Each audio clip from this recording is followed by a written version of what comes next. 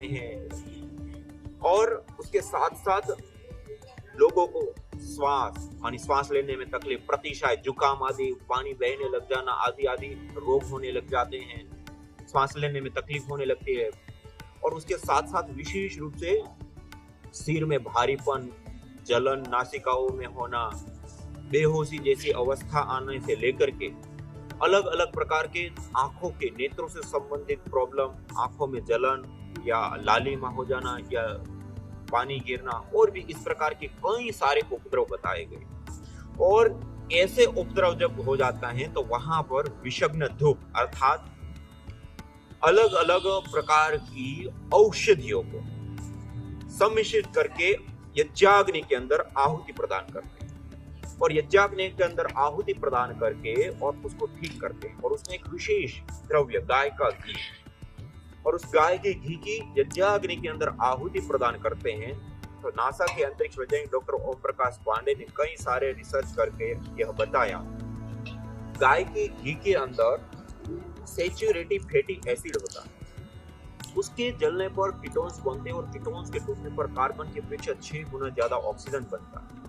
और गाय के घी से एथिलीन ऑक्साइड, प्रोपेलिन ऑक्साइड, ऐसी कुछ अलग अलग प्रकार की गैसों का उत्सर्जन होता है। और जब वायु के अंदर आती हैं तो एक फोटोकेमिकल प्रोसेस चलती है, जैसे फोटोसिंथेसिस प्रक्रिया क्लोरोफिल के साथ होती है, ऐसे ही इन गैसों के साथ आप गैस आपस में मिलकर के उसके बॉन्ड टूटते हैं, बनते हैं, टूटते हैं, बनते हैं। और उसके परिणाम स्वरूप जो हानिकारक, जहरीली या घातक गैसें होती है वो न्यूट्रलाइज होती है, खत्म होती है, दूर होती है और वायु प्रदूषण से बचाव होता है। तो हमारे आयुर्वेद आदि ग्रंथों में विशेष रूप से इसको, और वेद में भी, इदम हवीर यातुधाना नदी फेनम इवाम वहत, जैसे नदी का वेग से जा रहा जल, नदी में अनेक प्रकार के कूड़े, कचरे और फेन आदि जो साइड में हो जाते हैं, उन सबको वो बहा करके ले जाता है।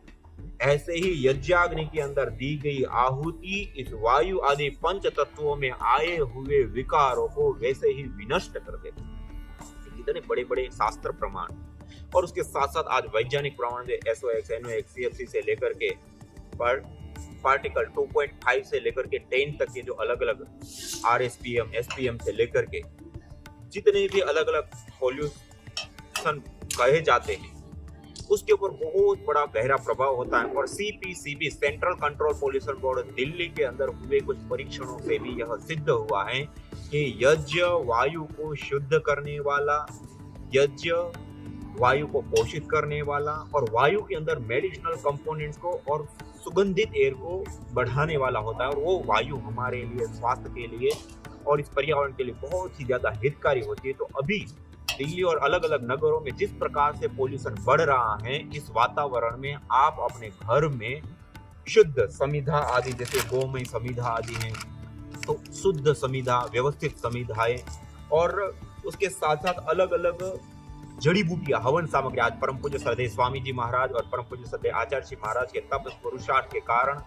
आज रोगानुसार अलग अलग हवन सामग्रियां, और इसके अलावा और भी ये साइंटिफिक अनुसंधान करके पहली बार ये निर्मित हुई है। तो आप इसका प्रयोग करके और इस वायु प्रदूषण से अपने और अपने परिवार को बचाइए और इस प्रकृति के प्रति भी अपने ऋणों को अदा करें। इसी के सभी को नमस्ते, ओम प्रणाम।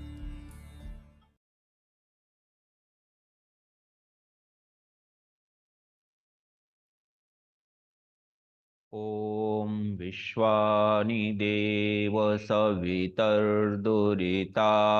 परासुवा यद्भद्रं तन्न आसुवा।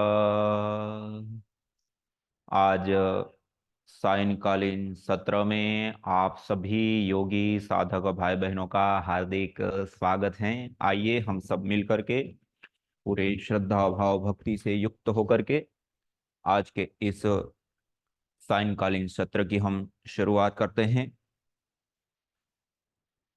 सीधे बैठ करके दोनों हाथों को ब्रह्मांजलि में रखते हुए, आंखें बंद, चेहरे पर प्रसन्नता, मन में स्थिरता, परमपिता परमात्मा का निज नाम पावन ओंकार का उद्घोष करते हुए इस सायंकालीन विशेष सत्र में हम प्रवेश करते हैं। ओ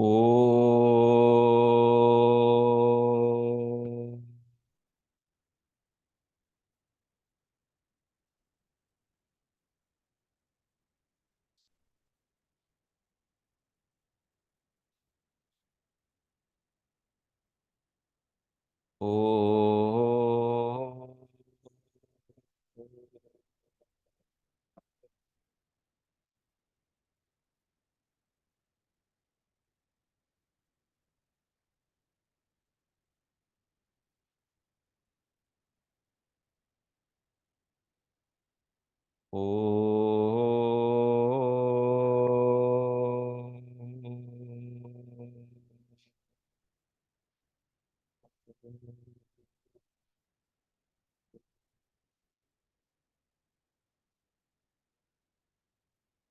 सर्वरक्षक परमपिता परमात्मा को, प्रभु को प्रणाम करते हुए, परम पूज्य श्रद्धेय स्वामी जी महाराज, परम पूज्य श्रद्धेय आचार्य श्री महाराज, जिसके अथक तप और पुरुषार्थ के कारण आज संपूर्ण संसार वैदिक ज्ञान से आलोकित हो रहा है, उन ऋषियों के श्री चरणों में कोटि कोटि प्रणाम नमन वंदन करते हुए, आप सभी योगी साधक भाई बहन जो विशेष रूप से आज इस विशेष यज्ञ चिकित्सा एवं पौरोहित्य जो वैदिक ज्ञान का मूल स्रोत हैं उसको आत्मसात करने के लिए निरंतर इस ज्ञान वर्षा में आप आह्लादित होकर के स्नान कर रहे हैं, आप सभी योगी साधक भाई बहनों को मैं विशेष रूप से प्रणाम नमन वंदन करता हूं।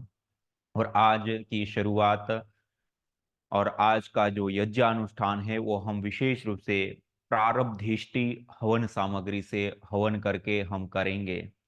प्रारब्धिष्टि हवन सामग्री ये आप देख रहे हैं, विशेष रूप से जो हमारे अलग अलग शास्त्रों में जो ग्रह दोष आदि कहे जाते हैं या इस प्रकार से और भी अदृष्ट सत्ता के लिए या समस्याओं के लिए जो यज्ञ अनुष्ठान किया जाता है उसमें नौ ग्रह के लिए 9 प्रकार की जो समिधाएं, 9 प्रकार के द्रव्यों की आहुति आदि जो की जाती हैं, उन द्रव्यों का विशेष रूप से इसमें प्रयोग करते हैं और उसके विशेष यज्ञानुष्ठान करते हैं।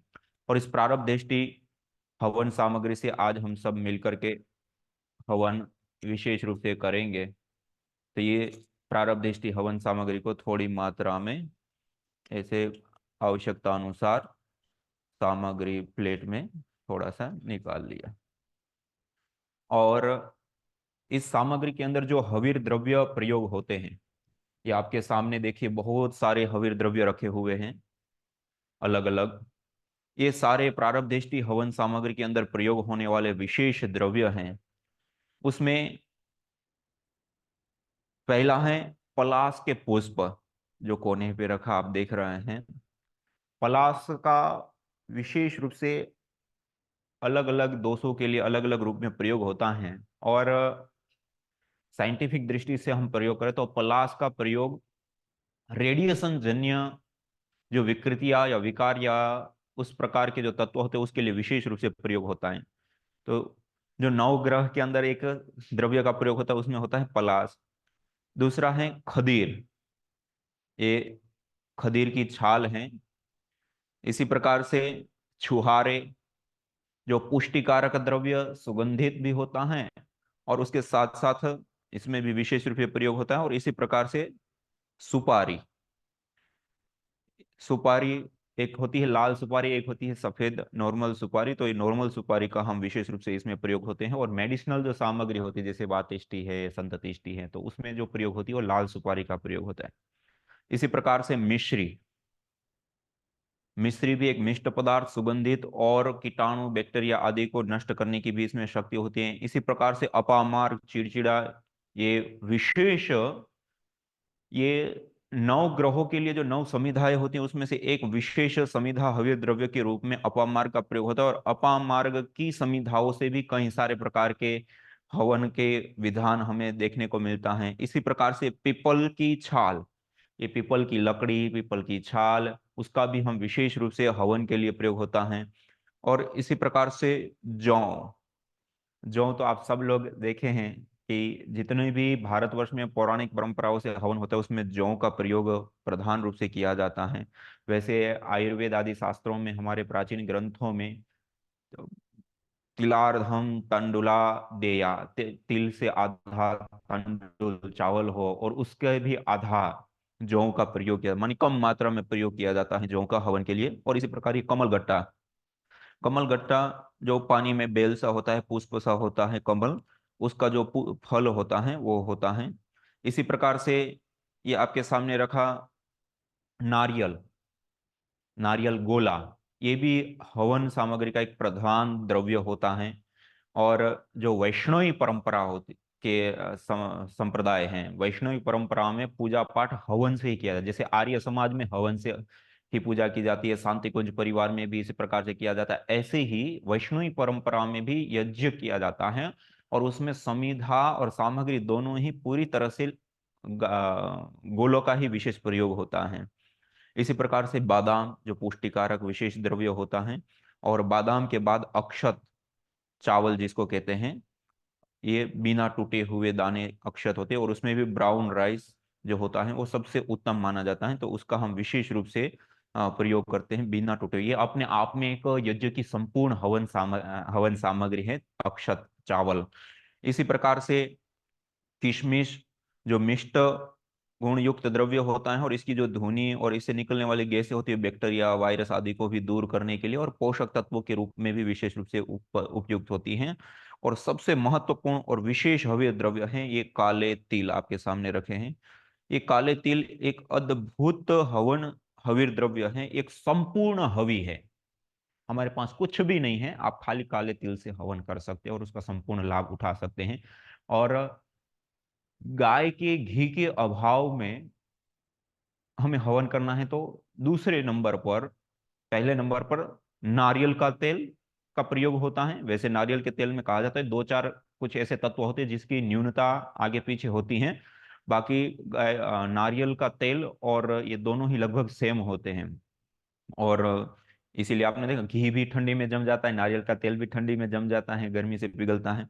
ऐसे ही तिल का जो तेल होता है उसका भी विशेष रूप से हवन के लिए प्रयोग होता है, और उसका हम प्रयोग करते हैं। तो ये सारे के सारे द्रव्य जो आपके सामने रखे हुए हैं, ये सारे के सारे द्रव्य विशेष रूप से हमारे इस यज्ञ अनुष्ठान के अंदर प्रयोग होने वाले विशेष हवीर द्रव्य, जो अलग अलग रोगों के लिए प्रयोग में होने आने वाले ये द्रव्य हैं। तो इस प्रकार से हम अब यज्ञ अनुष्ठान के अंदर अब हम विशेष रूप से प्रवेश पाएंगे और यज्ञ करेंगे। तो इसके लिए आज हम विशेष सामग्री जो प्रयोग करेंगे उसमें है ये प्रारब्धेष्टि हवन सामग्री। और उस सामग्री का प्रयोग हम विशेष रूप से प्रारब्ध जनित दोषों के निवारणार्थ विशेष रूप से हम करते हैं। तब आइए आचमन अंग स्पर्श आदि करते हुए आज के इस यज्ञानुष्ठान में हम प्रवेश करते हैं। दाएं हाथ की अंजलि में जल लेकर के ओम अमृतोपस्तरणमसि स्वाहा, ओम अमृतापिधानमसि स्वाहा, ओम सत्यम यशः श्रीर्मयि श्रीश्रयताम स्वाहा। आचमन करने के बाद हस्त प्रक्षालन, हाथ को अच्छी प्रकार से धो लेते हैं। हस्त प्रक्षालन करने के बाद अब हम अंग स्पर्श करेंगे। ओम वांग्म आस्यस्तु, ओम नसोर्मे प्राणोस्तु, ओम अक्ष्णोर्मे चक्षुरस्तु, ओम कर्णयोर्मे श्रोत्रमस्तु, ओम बाह्वोर्मे बलमस्तु, ओम ऊर्वोर्म ओजोऽस्तु, ओम अरिष्टानि मिंगानि तनुस्तन्वा में सह सन्तु। शरीर के सभी अवयवों के ऊपर, अंगों के ऊपर जल का छिड़काव कर देते हैं। ये पवित्रीकरण शुद्धिकरण की महत्वपूर्ण प्रक्रिया हमने संपन्न की। एक सूचना, आप सभी योगी साधक भाई बहन अपना वीडियो सभी लोग आज के लिए ऑन कर देंगे। आपकी एक प्रकार की ये ऑनलाइन उपस्थिति यूजीसी की जो गाइडलाइंस होती हैं उसके अनुसार हम उसमें इसको वीडियो के रूप में भेजेंगे। तो आप सब अपनी वीडियो सभी लोग ऑन रखेंगे, और जो यज्ञ कर रहे हैं वो अपने सामने की साइड में ऐसे जगह पर मोबाइल या अपने डिवाइस को लगाएंगे कि आपका यज्ञ और ये सारी चीजें उसमें दिखाई पड़े। इस प्रकार से आप यज्ञाग्नि और आप स्वयं दिखाई पड़े, उस प्रकार से अपनी डिवाइस को लगा करके और आज का यज्ञ अनुष्ठान और कक्षा करेंगे। तो सभी लोग अपनी वीडियो को ऑन रखेंगे। तो अब आइए हाथ जोड़ करके श्रद्धा भाव भक्ति से युक्त होकर के अब हम विशेष रूप से ईश्वर की स्तुति प्रार्थना और उपासना करेंगे। अथ ईश्वरस्तुते प्रार्थनोपासना। ओम विश्वानि देव सवितर्दुरितानि परासुव यद्भद्रं तन्न आसुव। ओम हिरण्यगर्भः समवर्तताग्रे भूतस्य जातः पतिरेक आसीत् सदाधार पृथिवीं द्यामुते मां कस्मै देवाय हविषा विधेम। ॐ य आत्मदा बलदा यस्य विश्व उपासते प्रसिसंयस्य देवाः यस्य छायामृतं यस्य मृत्युः कस्मै देवाय हविषा विधेम। ॐ यः प्राणतो निमिषतो महित्वैक इद्राजा जगतो बभूव य ईशे अस्य द्विपदश्चतुष्पदः कस्मै देवाय हविषा विधेम। ॐ येनद्यो रुग्रा पृथिवी च दृढा येन स्वस्तभितं येन नाकः यो अन्तरिक्षे रजसो विमानः कस्मै देवाय हविषा विधेम। ॐ प्रजापतेन त्वदेतान्यन्यो विश्वा आजातानि परिता बभूव यत्का आमास्ते जुहुमस्तन्नो अस्तु वयं स्याम पतयोरयीणाम्।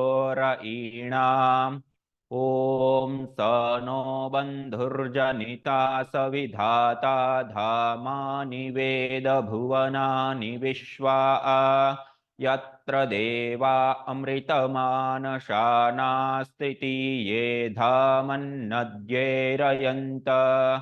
ॐ अग्नेनय सुपथाराये अस्मान् विश्वानि देव वयुनानि विद्वान् युयोध्यस्मज्जुहुराणमेनो भूयिष्ठान् तेन उक्तिं विधेम।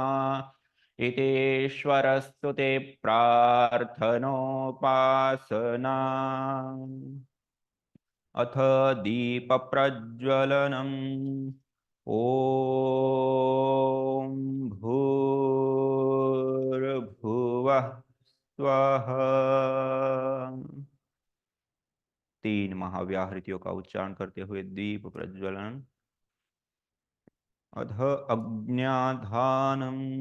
ॐ भूर्भुवः स्वर्ग्योरिव भूम्ना पृथिवीव वरिम्ना तस्या आस्ते पृथिवीदेव यजनि पृष्ठे अग्निमन्नादमन्नाद्यायादधे। ॐ उद्बुध्यस्वाग्ने प्रतिजागृहे त्वमिष्टा पूर्ते सगं सृजेथामयं च अस्मिन् सधस्थे अद्युत्तरस्मिन् विश्वे देवा यजमानश्च सीदत।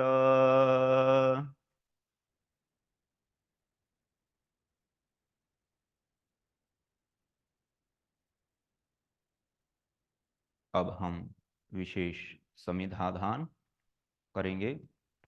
ओम अयंत इद्म आत्मा जात वेदस्तेनेध्यस्वर्धस्व चेद्धवर्धय चास्मान् प्रजया पशुभिर्ब्रह्मवर्चसेनान्नाद्येन समेधय स्वाहा। इदमग्नये जातवेदसे इदन्न मम। ॐ समिधाग्निं दुवस्यत घृतेर्बोधयता तिथिम् आस्मिन् हुव्या जुहोतना सौसविद्धाय शोचिषे घृतं तीव्रं जुहोतन अग्नये जातवेदसे स्वाहा इदमग्नये जातवेदसे इदन्न मम ॐ तन्त्वा समेद्भिरङ्गिरो घृतेन वर्धयामसि बृहच्छोचाय विष्ठ्य स्वाहा इदमग्नये अंगिरसे इदन्न मम। अब हम पंचघृत आहुति प्रदान करेंगे। ओम अयंत इद्म आत्मा जातवेदस्तेनेध्यस्ववर्धस्व चेद्धवर्धय चास्मान् प्रजया पशुभिर्ब्रह्मवर्चसेनान्नाद्येन समेधय स्वाहा इदमग्नये जातवेदसे इदन्न मम। ॐ अयंत इद्म आत्मा जातवेदस्तेनेध्यस्ववर्धस्व चेद्धवर्धय चास्मान् प्रजया पशुभिर्ब्रह्मवर्चसेनान्नाद्येन समेधय स्वाहा इदमग्नये जातवेदसे इदन्न मम। ॐ अयंत इद्म आत्मा जातवेदस्तेनेध्यस्ववर्धस्व चेद्धवर्धय चास्मान् प्रजया पशुभिर्ब्रह्मवर्चसेनान्नाद्येन समेधय स्वाहा इदमग्नये जातवेदसे इदन्न मम। ॐ अयंत इद्म आत्मा जातवेदस्तेनेध्यस्ववर्धस्व चेद्धवर्धय चास्मान् प्रजया पशुभिर्ब्रह्मवर्चसेनान्नाद्येन समेधय स्वाहा इदमग्नये जातवेदसे इदन्न मम। अथ जल प्रोक्षणम। पहले वेदी के पूर्व दिशा में, फिर पश्चिम दिशा में, फिर उत्तर दिशा में। ओम अदितेनुमन्यस्व ओम अनुमतेनुमन्यस्व ओम सरस्वत्येनुमन्यस्व ॐ देवसवितः प्रसुवयज्ञं प्रसुवयज्ञपतिं भगाय दिव्यो गन्धर्वः केतपुः केतं नः पुनातु वाचस्पतिर्वाचन्नः स्वदतु। फिर ईशान कोण में ही कलश को छोड़ देंगे ऐसे। जल प्रोक्षण के उपरांत अब आधार आवाज्य भाग आहुति। उत्तर दिशा में प्रदीप समिधा के ऊपर प्रथम आहुति, दक्षिण दिशा में प्रदीप समिधा के ऊपर दूसरी आहुति, पश्चिम से पूर्व की ओर धारा बनाते हुए और दो उसके उपरांत बीच में।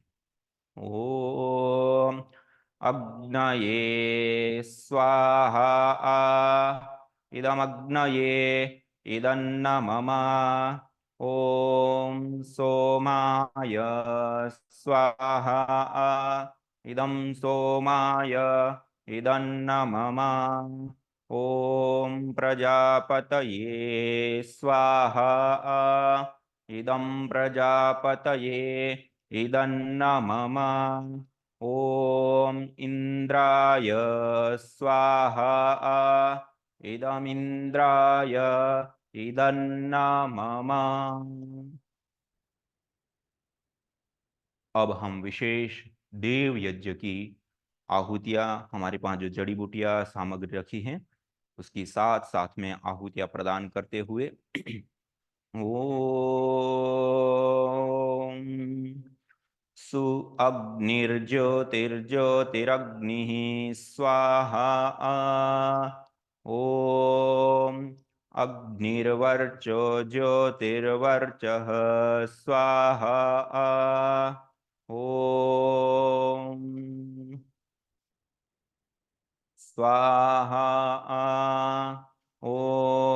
सजुर्देवेन सवित्रा सजुर्रात्रिन्द्रवत्या जुषाणो अग्निर्वेतु स्वाहा ॐ भूरग्नये प्राणाय स्वाहा इदमग्नये प्राणाय इदन्न मम ॐ भुवर्वायवे पानाय स्वाहा इदं वायवे पानाय इदन्न मम ॐ स्वरादित्याय व्यानाय स्वाहा इदमादित्याय व्यानाय इदन्न मम ॐ भूर्भुवस्वरग्निवायवादितेभ्यः प्राणापानव्यानेभ्यः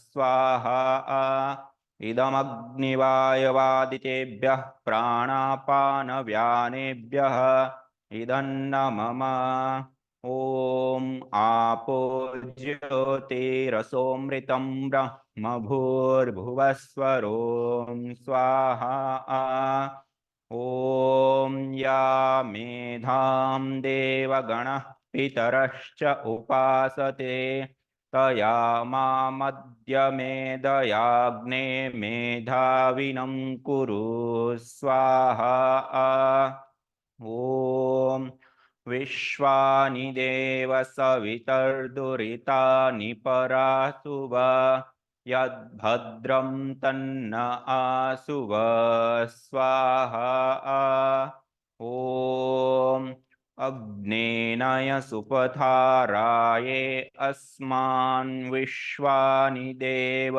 वयुनानि विद्वान् युयोध्यस्मज्जुहुराणमेनो भूयिष्ठान्ते नम उक्तिं विधेम स्वाहा ॐ भूर्भुवस्वः तत्सवितुर्वरेण्यं भर्गो देवस्य धीमहि धियो यो नः प्रचोदयात् स्वाहा ॐ भूर्भुवस्वः तत्सवितुर्वरेण्यं भर्गो देवस्य धीमहि धियो यो नः प्रचोदयात् स्वाहा ॐ भूर्भुवस्वः तत्सवितुर्वरेण्यं भर्गो देवस्य धीमहि धियो यो नः प्रचोदयात् स्वाहा ॐ त्र्यम्बकं यजामहे सुगन्धिं पुष्टिवर्धनम् उर्वारुकमिव बन्धनान् मृत्योर्मुक्षीयमामृतात् स्वाहा ॐ त्र्यम्बकं यजामहे सुगन्धिं पुष्टिवर्धनम् उर्वारुकमिव बन्धनान् मृत्योर्मुक्षीयमामृतात् स्वाहा ॐ त्र्यम्बकं यजामहे सुगन्धिं पुष्टिवर्धनम् उर्वारुकमिव बन्धनान् मृत्योर्मुक्षीयमामृतात् स्वाहा ॐ स्तुता मया वरदा वेदमाता प्रचोदयन्ता पावमानि द्विजानाम् आयुः प्राणं प्रजां पशुं कीर्तिं द्रविणं ब्रह्मवर्चसं मह्यं दत्त्वा व्रजत ब्रह्मलोकं स्वाहा ॐ सर्वं वै पूर्णं स्वाहा ॐ सर्वं वै पूर्णं स्वाहा ॐ सर्वं वै पूर्णं स्वाहा ॐ सर्वे भवन्तु सुखिनः सर्वे सन्तु निरामयाः सर्वे भद्राणि पश्यन्तु मा कश्चित् दुःखभाग् भवेत्। हे ईश सब सुखी हो, कोई न हो दुखारी। सब हो निरोग भगवन, धन धान्य के भंडारी। सब भद्र भाव देखे, सन्मार्ग के पथिक हो। दुखिया न कोई होवे, सृष्टि में प्राणधारी। हे नाथ सब सुखी हो, कोई न हो दुखारी। सब हो निरोग भगवन, धन धान्य के भंडारी। त्वमेव माता च पिता त्वमेव, त्वमेव बन्धु च सखा त्वमेव, त्वमेव विद्या द्रविणं त्वमेव, त्वमेव सर्वं मम देव देव। त्वमेव सर्वं मम देव देव। ओम शांति शांति शांति। ओम। इस प्रकार पूरे श्रद्धा भाव भक्ति के साथ हमने यह यज्ञानुष्ठान संपन्न किया और आज आपके सामने विशेष रूप से जो विशेष हविर द्रव्य प्रारब्धेष्टि हवन सामग्री, जो प्रारब्ध जनित दोष होते हैं उसको दूर करने के लिए जो विशेष करके लाभकारी, हितकारी और उपयोगी जो सामग्री होती हैं उसके विषय में आपको बताया। और आगे के क्रम में हम इस यज्ञ चिकित्सा को जब हम जीवन में प्रतिदिन अपनाते हैं, यज्ञ को जब अपनी जीवनचर्या के अंदर हम अपनाते हैं तो उसका क्या लाभ होता है, किस प्रकार से जीवन में, आचरण में, मन में, साधना में परिवर्तन आता है। और कोई रोगी हैं तो उस रोग से बाहर आने में किस प्रकार से वो लाभान्वित होता है। और यज्ञ से निकलने वाला जो स्मोक, धूम्र है, वो जब इस वातावरण के अंदर फैलता है तो उससे वातावरण के अंदर क्या प्रभाव पड़ते हैं। यज्ञ से बची हुई भस्म है उसका जो आपको प्रयोग करने के लिए बताते हैं तो उसका भी क्या प्रभाव पड़ता है। आदि आदि कई विषयों के ऊपर आज हम विशेष इस सत्र में जानने वाले। आगे के क्रम में मैं आमंत्रित करना चाहूंगा हमारे आदरणीय पूज्य जो विशेष रूप से इस भारतीय वैदिक याज्ञिक संस्कृति के प्रचार प्रसार से लेकर के विभिन्न सेवा के कार्यों में अपनी विशेष सहभागिता, भूमिका, अपना योगदान दे रहे हैं हमारे आदरणीय श्रद्धेय नरसिंह भाई जी, जो मुंबई घाटकोपर में रहते हैं और बिल्डर्स का सारा कार्य आदि करते हैं, देखते हैं। और उसके साथ साथ वो निरंतर इस यज्ञ की सेवाओं को वो निष्पादित कर रहे हैं। शिविर लगाना हो, कार्यक्रम करना हो, लोगों को सिखाना, बताना। और वहां पर घाटकोपर में ही उन्होंने 2 जगह पर विशेष यज्ञ चिकित्सा के लिए, जो हम चिकित्सा की बात कर रहे हैं, मुंबई जैसे शहरों में यज्ञ चिकित्सा के 2 सेंटर वहां पर चलते। एक मीरा रोड के ऊपर हमारे डॉक्टर तारा सिंह जी चलाते, उसके बारे में तो आपको मैंने बताया। लेकिन ये आज आपको बताने कि मीरा मुंबई में घाटकोपर में पाटीदार वाड़ी में एक चलता है, और एक उसके पास वाले एक एरिया के अंदर दो चिकित्सा के लिए विशेष सेंटर वो संचालित कर रहे हैं और उसको आगे बढ़ा रहे हैं। और उसके साथ साथ सैकड़ों सैकड़ों लोगों को भयंकर बीमारियों से उन्होंने यज्ञ करा करके, योग करा करके और आयुर्वेद आदि का सहयोग लेकर के उन्होंने विशेष स्वास्थ्य भी लोगों को प्रदान किया है। तो आज आगे के क्रम, और उन्होंने कई सारी अलग अलग रिसर्च भी की हैं, तो उसकी रिसर्च भी हम देखेंगे। और यहाँ तक कि जो वृष्टि यज्ञ बड़े कहे जाते हैं, वो वृष्टि यज्ञ का भी उन्होंने विशेष रूप से अनुष्ठान कई बार अलग अलग रूपों में कराए हैं। तो बहुत सारा उसका ज्ञान, अनुभव, और उन्होंने स्वयं ने अपने जीवन में जो उता यज्ञ को अपनाया और जो प्रभाव पाया है, आदि आदि बहुत सारे विषयों के ऊपर वो हमारा मार्गदर्शन, हमारा ज्ञानवर्धन और हमारी भक्ति और हमारी श्रद्धा को यज्ञ के प्रति बढ़ाने वाले विषयों को लेकर के विशेष रूप से हमारे बीच में उपस्थित हुए हैं। तो आगे के क्रम में मैं निवेदन करना चाहूंगा कि हमारे बीच में आए हमारे आदरणीय श्रद्धेय नरसिंह भाई जी।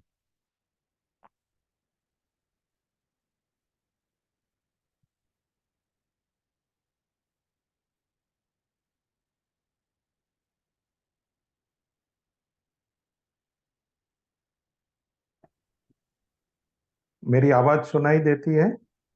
जी। जी, ठीक है। सबसे पहले मैं श्रद्धेय आदरणीय परम पूज्य स्वामी रामदेव जी, आचार्य बालकृष्ण जी, स्वामी यज्ञदेव जी, विप्रदेव जी, और जो भी ये सर्टिफिकेट कोर्स यज्ञ चिकित्सा एवं पुरोहित ट्रेनिंग कोर्स जिसने आयोजन किया है, सभी को मैं वंदन करते हुए मेरी बात, जो भी मेरे अनुभव है वो मैं साझा करूंगा। तो सबसे पहले ईश्वर का हमारे पे बहुत बड़ा अनुग्रह है।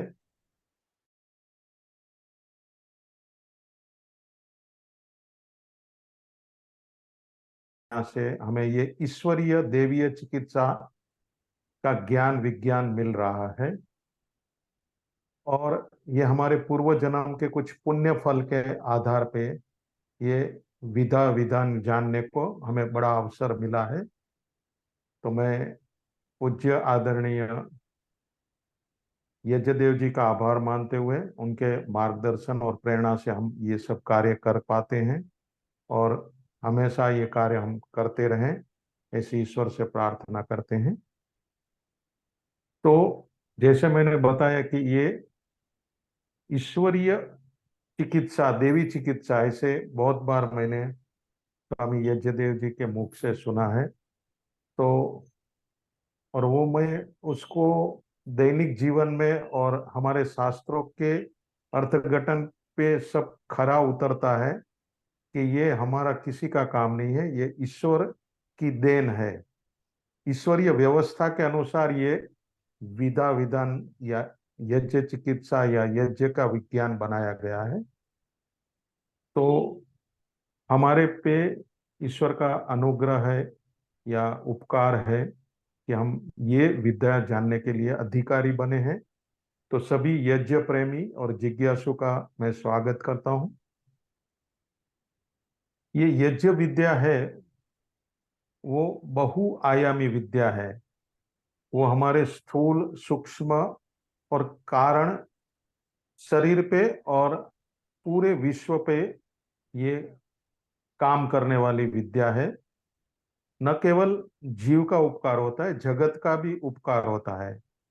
ये यज्ञ का अनुष्ठान करते हैं तो हमारा उपचार तो होता है चिकित्सा की दृष्टि है, लेकिन हम साथ साथ में अनजाने में जगत का उपकार भी कर लेते हैं। तो जीव जंतु है, पशु जगत है, ये अन्य पूरा विश्व का कल्याण करने वाली ये अनमोल अपूर्व विद्या है। तो इसके कुछ मेरे अनुभव है वो मैं साझा करने जा रहा हूं। सबसे पहले हमने ये, अब पहले भी बात हो चुकी होगी लेकिन थोड़ा कभी रिवीजन होगा तो मुझे माफ करना, लेकिन विषय के संदर्भ में थोड़ा कहना जरूरी है कि आजकल मनुष्य भोग प्रधान हो चुका है, तो पूरी प्रकृति को हम दोहन कर रहे हैं। तो उसके परिणाम स्वरूप सब अग्नि है, जल है, वायु है, आकाश है, पृथ्वी, उस सब को हमने दूषित कर दिया है। परिणाम स्वरूप हमारे जीवन में अलग अलग लेवल पे रोग आते हैं। तो पूरा सृष्टि दुखमय हो जाती है। तो इसको बाहर निकालने के लिए, ये जो हमने सृष्टि को बिगाड़ा है या उसको दोषजन्य किया है, तो उसको शुद्ध करने वाला या उसमें से मुक्ति दिलाने के लिए ये यज्ञ ही एक सर्वश्रेष्ठ उपाय है, सरल उपाय है, सस्ता उपाय है। ये मेरा अनुभव है। क्योंकि अन्य विधा हम करने जाते हैं तो वो आधी अधूरी होती है, खर्चा भी ज्यादा हो जाता है, परिणाम भी नहीं आता है। यहाँ तक कि ओजोन लेयर तक का भी इसमें जो अ, ये होल हो जाते हैं, छिद्र हो जाते हैं, उसकी भी पूर्ति होती है। और ये सब प्रकार का सुख पहुंचाने वाली ये विधा है। स्वर्ग कामो यजित, स्वर्ग की कामना अभिलाषी को यज्ञ अवश्य जीवन में अपनाना चाहिए। पुण्य की खेती है, हम यज्ञ करते हैं तो हमारा पुण्य भी बढ़ता है। एक कृषि है, पुण्य की कृषि है। जैसे कृषि में हम एक दाना डालते हैं तो हजारों लाखों दाना हमें मिलता है। तो वैसे यज्ञ का एक छोटा अनुष्ठान करते हैं तो हमें बहुत बड़ा लाभ, विशाल लाभ मिलता है, जिसको हम सोच नहीं सकते उतना हमें लाभ यज्ञ से मिलता है। और यज्ञ करने से ये पंच महाभूत की शुद्धिकरण हो जाती है, उसके अंदर संतुलन होता है, शुद्धिकरण होता है। डॉक्टर कमल नारायण जी का शायद लेक्चर हो चुका होगा, तो वो अपने लेक्चर में बहुत बार कहते हैं कि यज्ञ है वो प्रकृति का प्राणायाम है। तो जैसे प्राणायाम करते हैं तो हमारा शरीर भी शुद्ध होता है, शरीर में कफ पित्त वात का संतुलन होता है। वैसे यज्ञ करने से पूरी प्रकृति का शुद्धिकरण होता है, दोष निकल जाते हैं और एक संतुलन निर्माण होने से समय समय पर बारिश होती है, अच्छे फल फ्रूट होता है, जल की शुद्धि होती है। तो सभी लेवल से यज्ञ का एक प्रभाव हमें मिलता है, लाभ मिलता है। तो ज्यादा ना कहते हुए यज्ञ के ऊपर जो थोड़े छोटे मोटे मैंने अनुसंधान किया है वो आपसे मैं साझा करने का प्रयास करता हूँ। तो सबसे पहले हम कहते हैं कि यज्ञ से पर्यावरण शुद्ध होता है। तो मुझे भी पहले बहुत समय ऐसा होता था कि ये पर्यावरण शुद्ध कैसे होता है। स्टडी भी की कि भाई ये हानिकारक विषैली गैसें का नाश हो जाता है, तो उसकी जगह पे ये स्थापन हो जाता है शुद्ध वायु यज्ञ की। लेकिन जब मैंने 2009 में 151 कुंडी घाटकोपर में एक मैदान में यज्ञ प्रशिक्षण शिविर रखा, रोजड़ वाले स्वर्गस्थ आचार्य ज्ञानेश्वर जी के सानिध्य में वो हमने शिविर रखी थी। तो उसमें 3 दिन शिविर चली, तो उसके डाटा मैं शेयर करता हूँ। ओमकार जी 151 कुंडी का जरा वो निकालना नहीं। ये इसके अंदर पीछे भी दूसरे रिपोर्ट्स है, लेकिन ये मुख्य रिपोर्ट आप देख लीजिए। 3 दिन शिविर चली, 27/11 से 30/11। तो पहले आप देख सकते हैं सल्फर डाइऑक्साइड जो सबसे विषैली वायु है, वो 3 दिन के बाद 79% रिडक्शन हुआ, 80% सल्फर डाइऑक्साइड की मात्रा कम हुई। उसके बाद नाइट्रोजन डाइऑक्साइड, उसकी मात्रा 47.36, अराउंड 50% कम हुई। फिर कार्बन मोनोऑक्साइड वो 9.51 52 अर्थात 10% कम हुआ। और फिर PM 10 वो कण रहते हैं, तो उसकी भी 20% कम हुए PM10, और PM2.5 वो 35% कम हुआ। तो ये 3 दिन के यज्ञ के अनुष्ठान से ये मशीन हमने IIT से मंगाई थी। वहाँ एक नीरी नाम का डिपार्टमेंट है। तो ये मशीन हमने लगभग जो हमारा मैदान था उससे 300 फुट दूरी पे एक स्टेयरकेस पे रखा था मशीन रूम में। तो 300 फुट दूर भी इतना अच्छा रिजल्ट मिलता है, और 3 दिन के बाद है, इतना अच्छा रिजल्ट है। तो इसका अर्थ क्या हुआ, ये अभी जिसको लगेगा मैं ये शेयर कर दूंगा, नहीं तो ओमकार जी आपको शेयर कर देंगे ये सब रिपोर्ट्स। वैसे ही हमने विश्व पर्यावरण के दिन 2017 में 5 जून को पूरे इंडिया में या वर्ल्ड में मनाया जाता है एनवायरनमेंट डे। तो हम मुंबई में लगभग 60-70 जगह पे यज्ञ करते हैं हमारी टीम।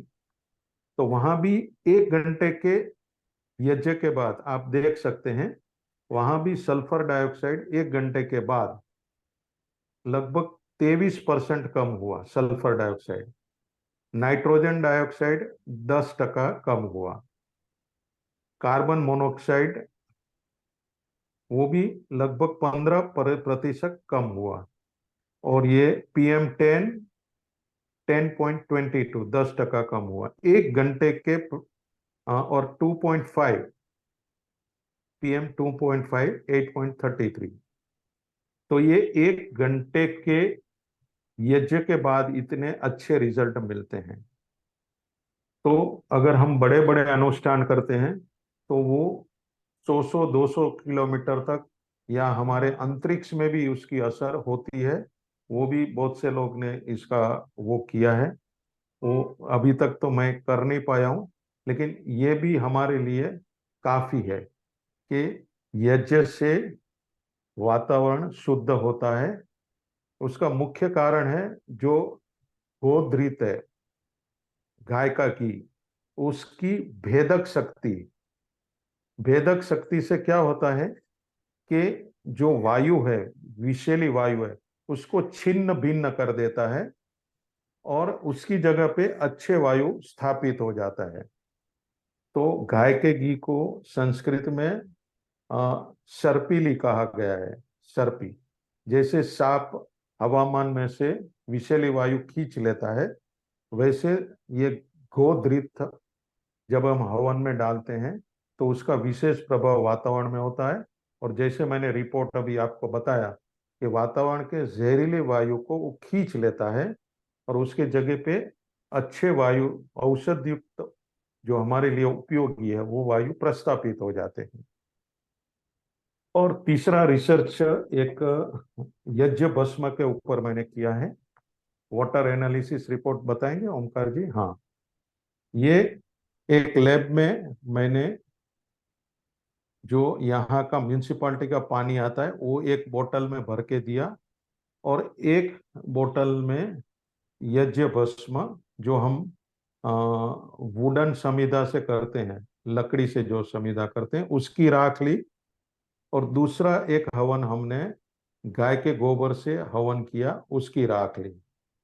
तो तीनों में, तीनों बोतल में क्या क्या परिणाम आया, इसमें हमने लगभग पाव चमची बोलते हैं ना, 1/4 टीस्पून हमने डाला 1 लीटर बोतल में, दोनों में एक एक पाव स्पून। तो दूसरे दिन इसकी आप स्टडी देख सकते हो कि BMC वाटर का जो pH वैल्यू है वो 7.35 जो नॉर्मल रहता है, और हवन की राख जो वुडन समिधा वाली थी उसकी राख, उसका pH वैल्यू 11 हो गया। दोनों का 11-11 pH वैल्यू, अर्थात जो पानी नॉर्मल था वो अल्कलाइन हो गया। तो यज्ञ भस्म से हमारा जो पानी रहता है वो एसिडिक से अल्कलाइन की ओर जाता है। तो ये यज्ञ भस्म के अंदर दूसरे भी डिस्कशन स्वामी जी ने किया होगा कि उसके अंदर बहुत सारे माइक्रो न्यूट्रिएंट्स होते हैं। कोबाल्ट है, मैंगनीज है, कैल्शियम है, ऐसे बहुत सारे होते हैं। लेकिन विशेष प्रभाव ये अल्कलाइन का है कि हमारा जो पानी है वो अल्कलाइन कर देता है। तो अल्कलाइन पानी अगर हम सेवन करते हैं तो हमारे जीवन में से बहुत सारे रोग की समाप्ति हो जाती है। रोग आने का एक मुख्य कारण है हमारा ब्लड जब एसिडिक हो जाता है। तो एसिडिक ब्लड के अंदर बहुत सारे बैक्टीरिया हमारे शरीर में पनपते हैं, कैंसर के जंतु है या अन्य कोई कीटाणु। लेकिन जैसे हम अल्कलाइन वाटर पीते हैं तो वो जो बैक्टीरिया है या जो भी है हानिकारक कीटाणु वो उसका ग्रो नहीं होता है अल्कलाइन पानी।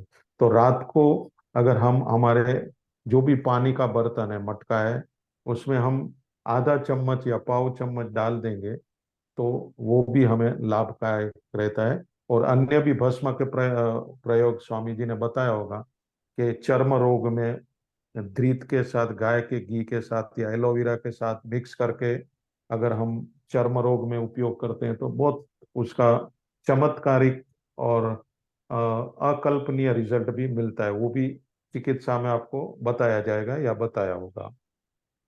तो ये 3 रिसर्च मैंने अभी तक किया है। और एक रिसर्च सूक्ष्म शरीर पे बायोफील्ड स्कैनिंग जिसको कहते हैं कि हमारा शरीर स्थूल शरीर भी है और सूक्ष्म शरीर भी है, आप सबको पता होगा। तो यज्ञ एक ऐसी सूक्ष्मीकरण का सिद्धांत पे काम करने वाली है। स्वामी जी ने पहले आपको बताया होगा कि नैनो टेक्नोलॉजी के रूप में काम करता है, अर्थात अणु परमाणु से भी सूक्ष्म हो जाता है। जो भी हम द्रव्य डालते हैं तो उसका औषधीय गुण अनेक गुना बढ़ जाता है, उसका क्षेत्रफल बढ़ता है, उसकी शक्ति में बढ़ाव आता है। और वो विशेष रूप से हमारे जो सूक्ष्म शरीर है उसके ऊपर बहुत अच्छा काम देता है। जैसा मन है, बुद्धि है, चित्त है, अहंकार है, उसमें यह विशेष रूप से काम होता है। तो हमने 2 दर्दी, एक हमारे यहाँ ब्रेस्ट कैंसर वाली एक लेडी थी और एक पार्किंसंस वाले भाई थे। तो 1 घंटा हमने लगभग 7 दिन हवन किया। तो 7 दिन के बाद हमने उसके रिजल्ट देखे। तो ये बायोफील्ड स्कैनिंग के आप देख सकते हैं कि 7 दिन के बाद में उसका ऐसा रिजल्ट आया कि उसके जो शरीर में जो रेड पार्ट बताता है ना वो रोग है, तो रेड में से ग्रे की ओर जाता है, अर्थात उसका आभा मंडल सुधरता है, इसकी रोग इम्यूनिटी पावर शरीर का बढ़ता है। और विशेष रूप से जो चक्र है, हमारे 7 चक्र है ना, तो चक्र के शोधन के लिए भी ये बहुत ही उपयोगी है। रिपोर्ट में लिखा हुआ है कि 12 से 15% 1 हफ्ते के बाद चक्र का शोधन हुआ। यस, ये ऑब्जर्वेशन रखिए। ये ऑब्जर्वेशन में आप देख सकते हैं कि क्राउन सो कार्मिक इश्यूज, डिस्टर्ब थॉट प्रोसेस, ये उसकी स्पिरिचुअल इंटरेस्ट भी जागा है और उसके कार्मिक जो चक्र है उसमें भी परिवर्तन आया है। तो ये बहुत सारे, अभी हम डिटेल में नहीं जाते पर मैं शॉर्ट में आपको बताता हूँ कि हमारे जो चक्र है जो हमारे शरीर का इम्यूनिटी पावर का मुख्य आधार है उसमें शोधन होता है। चक्र का जो अलाइनमेंट है, अलाइनमेंट भी हमारा अच्छा होता है। डॉक्टर ने बताया कि 12 से 15% उसका ये बढ़ गया, उसका जो अलाइनमेंट बिगड़ गया था वो भी अच्छा हो गया। तो ये सूक्ष्म शरीर पे बहुत ही हवन काम करता है। आजकल हम देखते हैं कि रोग हमारे सब, ज्यादातर रोग है वो साइकोसोमेटिक डिसऑर्डर है, मीन्स मन के लेवल के रोग बढ़ गए हैं।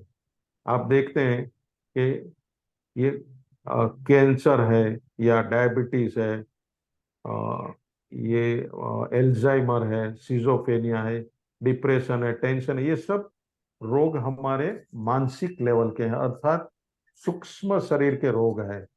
तो सूक्ष्म शरीर पे ये बहुत ही अच्छा काम करता है। तो हम चिकित्सा की दृष्टि से ये साइंटिफिक स्टडी भी हुई है और ये अचूक लाभ देने वाला ये विद्या है। तो ये थोड़ा सा मैंने जो भी किया है आपके सामने रखा है। अभी मैं कुछ पेशेंट है, 4-5 पेशेंट है जो यज्ञ चिकित्सा से अच्छे हुए हैं, उसके मैं अनुभव आपसे शेयर करना चाहता हूँ। तो अभी यहाँ उपस्थित है उसका मैं पहले ले लेता हूँ। दिव्या बेन, किसके नाम के, सुरेखा बेन जी है ना, सुरेखा नाम का उसको स्क्रीन पे लेके आइए। सुरेखा, ओमकार जी, हेलो।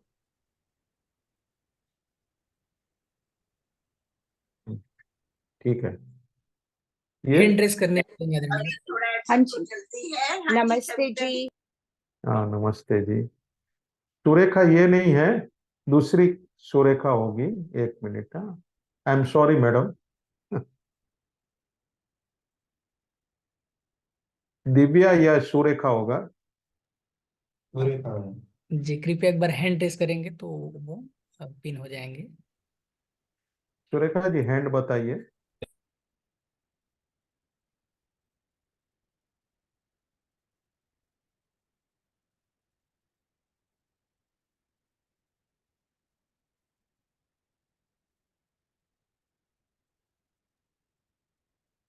हाँ, ये गणेश जी है ना, उसके हस्बैंड होंगे। तो ये सुरेखा की बेटी दिव्या, हाँ यस, सुरेखा खेर, बराबर, राइट। तो इनकी बेटी को ब्रेन ट्यूमर हुआ था और उसका ऑपरेशन के बाद वो कोमा में चली गई, 7 महीना कोमा में थी। उसके बाद यज्ञ चिकित्सा से उसको कोमा से हमने बाहर लाए। तो वो अपना अनुभव बताएगी। सुरेखा जी बताइए अपनी बेटी का अनुभव। सुरेखा जी।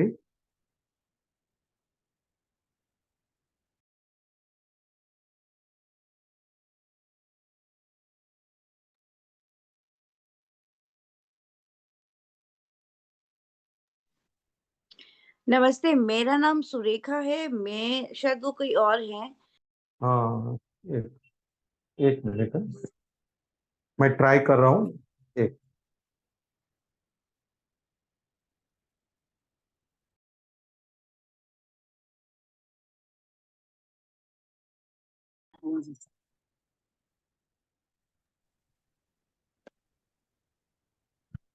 हेलो। हाँ, हाँ बस बस आ गए। हाँ बोलिए सुरेखा जी, आपका अनुभव बताइए। अपने आप माइक को अनम्यूट कर लेंगे, आपका माइक म्यूट है। हो गया। नमस्ते स्वामी जी, सभी नमस्ते। साधक जनों को नमस्ते। जैसे कि अभी नरसिंह सर ने बताया कि मेरी लड़की कोमा से हवन के यज्ञ के द्वारा बाहर आई है, तो आज मैं उसके बारे में थोड़ा बताऊंगी। पहले तो दिव्या कोमा में गई थी, ब्रेन ट्यूमर का ऑपरेशन होने के बाद तुरंत कोमा में चली गई। 5 महीना हम दवाखाने में रुके, डॉक्टर के पास कोई भी दवाई नहीं थी। 5 महीना हम रुक के वापस घर पे नरसिंह सर के सल्ले से क्या हवन करने के बाद ठीक होगा, ये सोचकर हम लोग घर पे लेके आए। घर पे आने के बाद दूसरे दिन से ही हमारा हवन यज्ञ चालू हो गया। लेकिन यज्ञ मेरे जीवन में तो इतना बड़ा वो डॉक्टर बन के अभी है। मैं हर चीज को यज्ञ जब हमारे घर में होता है उसके बाद में जो भी मेरे मन में बात रहती है, जैसे भगवान के मंदिर में जाते हैं तो हम बात करते, वैसे मैं यज्ञ के सामने करती हूँ और मेरी हर बात यज्ञ मानता भी है। सर ने मुझे एक ही बात बोला है, कर्म करेंगे तो हमें रिजल्ट मिलेगा। तो हम लोग पूजा पाठ करते हैं लेकिन यज्ञ हमारा कर्म है, बहुत बड़ा श्रेष्ठ कर्म है, इसको हमें करना चाहिए। यज्ञ मेरी दिव्या पूरी तरह से बेड पे थी, जैसा है या नहीं ऐसी स्थिति में वो बेड पे थी, सब मैं उसका करती थी। मेरे घर में 2 टाइम हवन होता था। पहले तो सर आके ही हमारे घर में 3-4 महीना वही लोग ने किया क्योंकि मुझे हवन के बारे में कुछ भी मालूम नहीं था। ऐसा करते-करते दिव्या कोमा में थी, पूरे उसके शरीर में नलियाँ जुड़ी थी। ऐसी स्थिति में हम लोग उसको घर पे लाए थे। दवाखाने में पूरी तरह से हार गए थे, उसके बाद हम घर पे लेके आए उसको। घर पे आने के बाद एक बार भी मैंने नर्स को रखा था ना डॉक्टर। हवन करती थी और मैं खुद और मेरे मिस्टर खुद उसकी सेवा करते थे। लेकिन इतना बड़ा चमत्कार हवन से हुआ कि 3-4 महीना होने के बाद में दिव्या धीरे-धीरे कोमा से बाहर निकलने लगी। हमें खुद को मतलब महसूस नहीं हो रहा था कि ये बात सही है क्या? बिना डॉक्टर के, एक भी डॉक्टर या नर्स को मैंने 5-6 महीने घर पे लाने के बाद नहीं दिखाया था। मेरा बोलते हैं हवन करने के बाद जो अंदरूनी जी शक्ति रहती है ना, वो जागृत, अभी सर ने बताया 7 चक्र हमारे शरीर में रहते हैं, वो जागृत हो जाते हैं। अपने आप हवन करने से वो जागृत हो जाते हैं। और वो अंदर से मुझे बोलते थे क्या नहीं ऐसी सेवा करनी है, इसको ऐसा देना है। 2 टाइम मैं हवन करती थी। वो अंदर के मन के जो अंदर की बात रहती है उसको सुन-सुन के मैं उसकी सेवा करती थी। सर के लोग आते थे, सर भी आते थे कभी देखने के लिए दिव्या कैसी है, कितना होश में आ रही है, उसका तबीयत कैसा है, वो देखने के लिए आती थी। हम हवन करते गए, करते 3-4 महीने के बाद दिव्या धीरे-धीरे पूरी तरह से बेड से नीचे उतरने लगी। आज जो मेरे साथ बैठी है, वो वही दिव्या थी जो 7-8 महीने कोमा में थी। आज मेरे साथ सब कर रही है, योगा के लिए आती है, यज्ञ के लिए आती है। मेरे घर पे कोई सीखने के लिए आता है यज्ञ, तो वो खुद बताती है यज्ञ के बारे में। आज इधर जितने लोग बैठे हैं, मैं तो उनको कहूँगी, यज्ञ हमारी कलम है, यज्ञ ही हमारा डॉक्टर है। आप किधर भी मत जाना, एक बार यज्ञ करना और विश्वास से करना है। यज्ञ करेंगे तो जो ब्रह्मांड में जो शक्तियाँ हैं, वो पूरी तरह से हमें मिलती है। मेरे घर में तो मैंने अनुभव किया है, जो डॉक्टर के पास, जो साइंस के पास नहीं मिला है, वो हवन से मुझे मिला है। 5 साल हो गए हैं अभी, 2018 से हम लोग हवन कर रहे हैं। आज भी रोज मेरे घर में 2 बार, 1 बार, कभी नहीं टाइम होता है तो 1 आध बार छूट भी जाता है, लेकिन इसको करना ज़रूर है। इससे दिव्या पूरी तरह से ठीक हो गई है। आज खुद का काम खुद करती है, घर में मुझे भी हेल्प करती है। तो यज्ञ का बहुत बड़ा महिमा है और यज्ञ बहुत श्रेष्ठ कर्म है। इसको सबने अपनाना चाहिए। बोलने के लिए यज्ञ के ऊपर बहुत बड़ी हिस्ट्री है। मैं भी एक बुक लिख सकती हूँ, इतना यज्ञ के बारे में मुझे भी नॉलेज आया है, लेकिन यहाँ पे इतने बातें हम नहीं कर पाएँगे। तो सभी साधक जनों को आज जितने जन जॉइन हो गए हैं, मैं तो मेरे जीवन में यज्ञ अभी भी, आज भी, गए साल दिव्या वापस उसको थोड़ा-सा दौरा के वो मेरे 11.5 फीट मेरा रूम है, ऊपर से नीचे गिरी थी। नरसिंह सर मेरे साथ हमेशा रहते दुख में सुख में। तो तभी भी हम लोग ने बात किया डॉक्टर से, तभी भी डॉक्टर बोले थे वापस इसको एडमिट करना पड़ेगा, वापस उसको पूरी तरह से बेहोश करना पड़ेगा। मैंने 3-4 दिन बहुत सोचा, बहुत दवाखाने देखे, वापस हवन के सामने बैठ के वापस उनको यही बताया कि मैं कहाँ पे नहीं जाएगी। जो है वो जो डॉक्टर की दलदल से मैं 5 महीना रुक के आई हूँ, अब वापस ये लड़की को वो दुःख में नहीं डालूँगी। यज्ञ को पूरी तरह से समर्पण किया है। खुद को इतना विश्वास में रखो कि उसको समर्पण कर दीजिए। एक बार तुम समर्पण की भावना में आ जाओगे, तो भगवान आपको ज़रूर उसका फल देते हैं। और उसके बाद मैं डॉक्टर के पास नहीं गई, उसकी सेवा किया, हवन किया और वापस दिव्या बिना डॉक्टर, बिना नर्स के वापस मेरे साथ पहले के जैसा काम कर रही है। तो सभी साधकों को मैं यही कहूँगी, यज्ञ को अपनाओ, रोज नहीं टाइम मिलेगा तो 2-3 दिन में 1 बार करो, 8 दिन में 1 बार करो, लेकिन यज्ञ को अपने दिनचर्या में लेके आओ, अपना जीवन सुखी बनाओ। धन्यवाद। सुरेखा जी की बेटी जब यज्ञ कोमा से बाहर आई तो उन्होंने संकल्प लिया कि मैं मेरा जीवन यज्ञ के लिए समर्पित करूंगी। तो जब से दिव्या होश में आई तब से वो योग क्लास लगाती है, सुबह में 5:30 बजे 4-5 क्लास अलग अलग टाइम पे लेती है और दूसरे के जीवन में भी सुधार लाती है। योग और यज्ञ पूरे अपने एरिया में फैला दिया है। असंख्य घरों में उन्होंने यज्ञ की ज्योत जलाई है। तो बहुत बहुत आभार सुरेखा जी। अभी गीतांजलि बेन है, गीतांजलि ठक्कर। गीतांजलि ठक्कर को इसमें लेके आइए।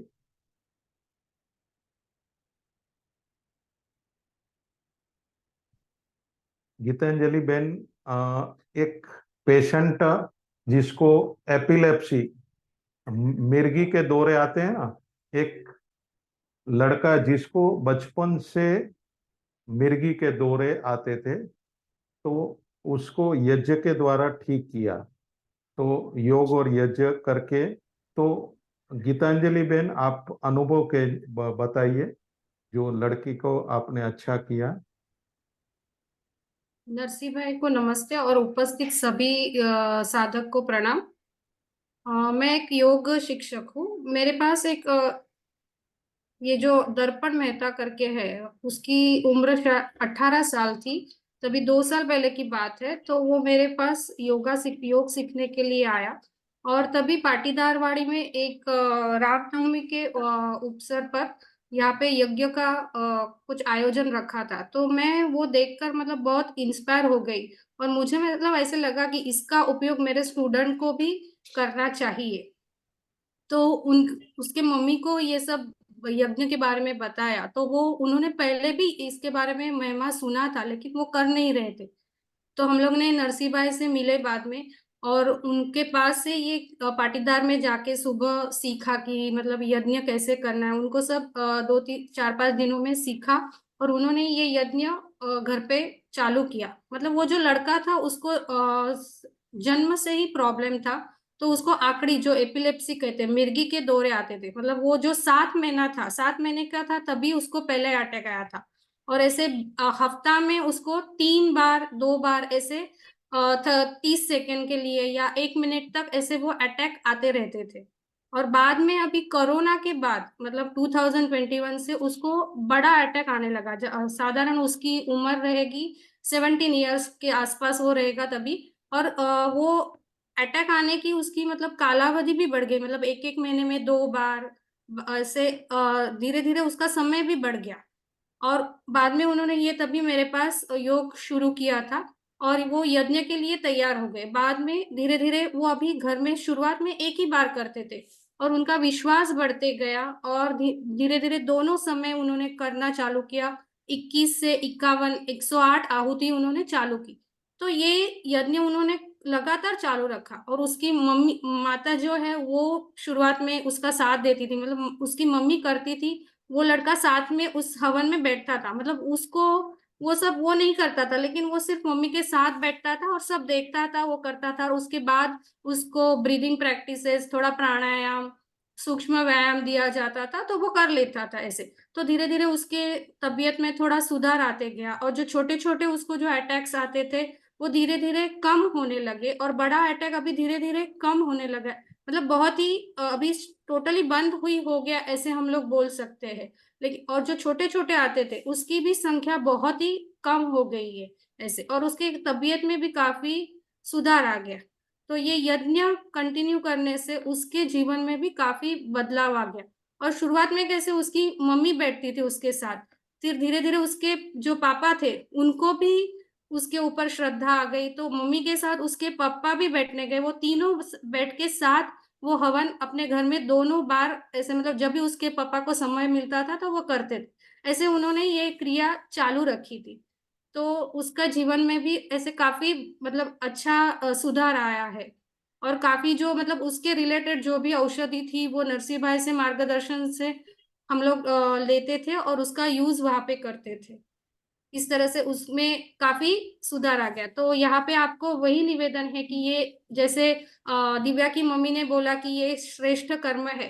और तो ये सभी को मतलब करना है, अभी जिसकी जितनी श्रद्धा है उसके ऊपर है। और ऐसा नहीं है मेरा स्टूडेंट है तो मैंने भी खुद, अभी मैं 1.5-2 साल हो गया, मैं खुद में मेरे घर में भी ये करती हूँ। तो मुझे भी माइग्रेन की तकलीफ थी, मैं डोलो लेती थी। लेकिन अभी 1.5-2 साल से मुझे भी डोलो लेने की अभी आदत, मतलब डोलो मैंने ली नहीं है। और दूसरा वेरी मतलब जीवन जो है, मतलब मैं और एक्सपीरियंस कहना चाहती हूँ कि ये जीवन है, चढ़ उतार आता है।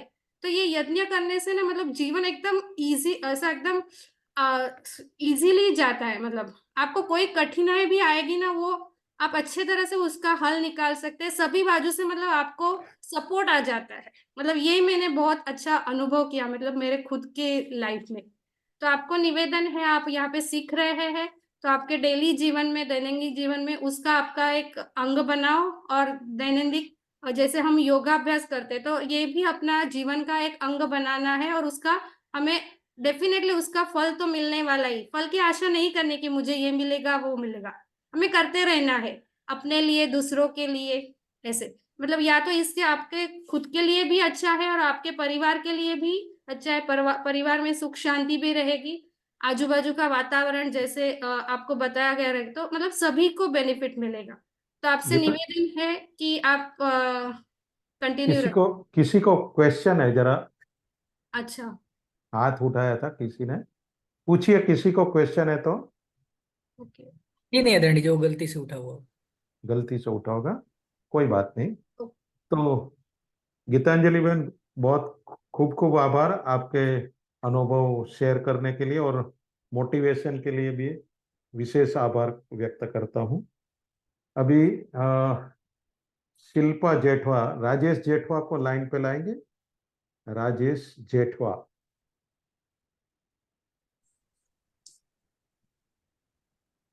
जब तक लाइन पे आते हैं मैं उसका ब्रीफ रोग की हिस्ट्री बताता हूँ। जी आ गए उनका आदरणीय जी आ हमारे गए ना? बीच में। हाँ, जी तो उसको स्क्रीन पे ले आइए। जी, आप अनम्यूट हो गए हैं, कृपया अपनी बातें मैं रखेंगे। मैं म्यूट पे अनम्यूट करूँ? जी नहीं आदरणीय जी, आज हाँ, मैं राजेश जेठवा जी हमारे बीच में आ चुके हैं। आ चुके हैं ना? तो जी जी, जेठवा जी के उपस्थित। वाइफ को कोरोना के समय ब्रीदिंग का बहुत प्रॉब्लम हो गया, मीन्स वो एक फूट भी नहीं चल सकती थी, और सर्दी खांसी बहुत हो गया। तो कोरोना के टाइम पे कोई डॉक्टर लेते नहीं थे, और वो बताए कि आपका रोग थोड़ा गंभीर है, आपकी बायोप्सी भी करनी पड़ेगी, आपके लंग्स के अंदर फाइब्रोसिस है, और शायद कैंसर की शक्यता है। तो वो स्थिति में वो हमारे पास यज्ञ चिकित्सा केंद्र में आए। तो राजेश भाई, अपना अनुभव साझा करें। सभी को ओम नरसिंह भाई और सभी जो साधक जुड़े हुए सबको प्रणाम। ये मेरी वाइफ है। तो 2020 में उनकी तबीयत बहुत खराब हो गई थी। लगातार 1-2 महीने तक इतना हालत खराब हो गई थी कि श्वास लेने को भी दिक्कत हो रही थी, चलने पर भी उनको श्वास फूलने लगती थी, लगातार बुखार और ये कम नहीं हो रहा था, दवाई लेने से भी कुछ आराम नहीं हो रहा था। बहुत सारे रिपोर्ट निकाले, सब किए। 1-1.5 महीने में कम से कम 2-3 बार टीबी का भी टेस्ट करवाया, उसमें नेगेटिव आया। फिर सीटी स्कैन वगैरह करवाया, उसमें लंग फाइब्रोसिस आया। फिर उसमें सब डॉक्टर ने बोला बायोप्सी टेस्ट करना पड़ेगा। फिर उसके बाद बायोप्सी टेस्ट करने का हमने तैयारी किया, तो बाद में कोविड का लॉकडाउन चालू हो गया। तो बोलते बायोप्सी अभी नहीं होगा, अभी तो कुछ इसका इलाज नहीं है, तो अभी आप जैसे हो वैसे कुछ ना कुछ उसका इलाज नहीं अभी नहीं मिलेगा। तो जब तक ये गाइडलाइन पूरी होगी उसके बाद ही उसका इलाज होगा। तो मैं पाटी दरबारी में लगातार योग साधना केंद्र में जाता हूँ। तो मेरा नरसिंह भाई से बात हुई कि ऐसी ऐसी बात है। तो नरसिंह भाई और अश्विन भाई ने बोला कि आप यहाँ पर लेके आइए पाटी दरबारी में, हम उसको योग के साथ प्राणायाम करवाएंगे तो अच्छा हो जाएगा। ये सब अभी रिपोर्ट नहीं हो रहे, वैसे भी कुछ हो नहीं रहा है, तो हम ये एक्सपीरियंस करेंगे। तो उधर लेके गए, तो उधर हवन थोड़ा सिखाया नरसिंह भाई जी ने। फिर वापस लॉकडाउन लग गया, फिर नरसिंह भाई जी ने सब सामग्री देकर हमें घर पर करने को कहा। तो हमने घर पर 2 टाइम चालू किया, सुबह और शाम। और उसका परिणाम ये हुआ कि जो उनको श्वास लेने में दिक्कत हो रही, तो धीरे धीरे उसको आराम लगने लगा, श्वास भी अच्छी होने लगी, और बुखार भी जो लगातार कम नहीं हो रहा था वो बुखार भी कम हो गया। और धीरे धीरे उसको प्राणायाम जो नहीं हो रहा था, तो हवन में बैठने के सामने उसकी जो औषधि युक्त जो एयर रहती है उसके हिसाब से उसका लंग्स की जो कैपेसिटी है वो धीरे धीरे बढ़ने लगी। और जो उसको जो श्वास लेने में दिक्कत हो रही थी, प्राणायाम भी नहीं कर पा रहे थे, धीरे धीरे 15 दिन के बाद उनको प्राणायाम भी हो रहा था। खास करके उज्जयी प्राणायाम उनको मैं बार बार करने को बोल रहा था। उज्जयी प्राणायाम करने से उनको जो जो लंग्स में जो थी वो सब बाहर निकल रही थी गंदगी, तो उज्जयी प्राणायाम करने से उनका जो लंग्स है वो सब क्लियर होने लगा। धीरे धीरे उसको श्वास भी नॉर्मल होने लगा, प्राणायाम भी करने लगी। तो आज मेरे सामने खड़ी है, बैठी है, तो अभी सब क्योर हो गया। उसके बाद 6 महीने के बाद हमने वापस रिपोर्ट किया है सिटी स्कैन, उसमें सब क्योर होकर रिपोर्ट में आ गया। तो मैंने नरसिंह भाई को भी रिपोर्ट सबमिट की थी, आगे उधर भी भेजी है, तो ओमकार जी, सब अभी रिपोर्ट नॉर्मल है। शेयर करना। क्यों क्यों जी, राजेश भाई और कुछ कहना है तो हाँ कीजिए। आपके हाँ लड़की को अच्छा हो गया, लॉकडाउन हाँ में दोनों लड़कियां हाँ वर्क फ्रॉम होम करती थी। हाँ, मेरी यहाँ वर्क फ्रॉम करती तो उन लोग को भी लगातार सर्दी जुकाम रहती है, तो वो तो हो नहीं बैठती, लेकिन हमारे घर में जो उसका औषधि युक्त जो एयर रहती है, तो उसके हिसाब से उनका सर्दी खांसी जो एलर्जी रहती है वो भी क्योर हो गई है। और हमारे माता जी है, उनको भी खांसी हमेशा रहती थी, तो हवन हम करते तो उसका खांसी भी धीरे धीरे कम होते गया और लगभग बंद हो गया। तो हम लगातार रोज करते हैं तो उसका परिणाम हमको तो होता ही, साथ में हमारे साथ जो रहते हैं और आजू बाजू में जो उसका असर रहता है उसको भी फायदा होता है। तो इसके फायदे बहुत है, तो सबको करना चाहिए और नियमित कर रहेंगे और श्रद्धा और भाव से करेंगे तो सब उसका परिणाम अच्छा ही मिलेगा। तो ओम। ये रिपोर्ट्स आप देखेंगे, वैसे पतंजलि में भी डॉक्टर लोग ने रिपोर्ट्स किए थे, तो वहाँ के रिपोर्ट्स भी नॉर्मल आए थे। आचार्य जी ने बुलाया था सब पेशेंट को लेके, तो ये तो यहाँ के रिपोर्ट है। पतंजलि में भी सीटी स्कैन किया था, तो वहाँ भी बहुत सारे रिजल्ट अच्छे आए थे, मीन्स सब नॉर्मल हुआ था। मीन्स लंग फाइब्रोसिस या निमोनिया की जो इफेक्ट थी या जो भी है वो सब जो उसका लंग्स था वो पूरा क्लीन हो गया। पहले पूरे धब्बे थे अंदर, तो वो सब अच्छा हो गया। तो हमको तो फाइब्रोसिस में खाली भी ये 15-20 दिन के अंदर ही ऐसा फायदा हुआ, तो आगे चल के तो मतलब अभी तो अच्छा ही हो गया। और जो नहीं आने वाली बीमारी होने वाली बीमारी भी नहीं होती, मतलब जो बीमारी हो तो निकल जाती है, और जो आगे भी सेफ्टी रहती है अपने, जो फ्यूचर में भी कुछ होगा नहीं। धन्यवाद राजेश जी, हाँ आपका अनुभव शेयर करने के लिए। अभी एक डिप्रेशन वाली पेशेंट कल्याणी का जो स्वामी रामदेव जी ने इंटरव्यू लिया है वो जरा बताएंगे, क्योंकि वो कल्याणी अभी जॉब पे है तो वो आ नहीं पाएगी। तो ओमकार जी जरा वो एक वीडियो प्ले कर दीजिए, कल्याणी।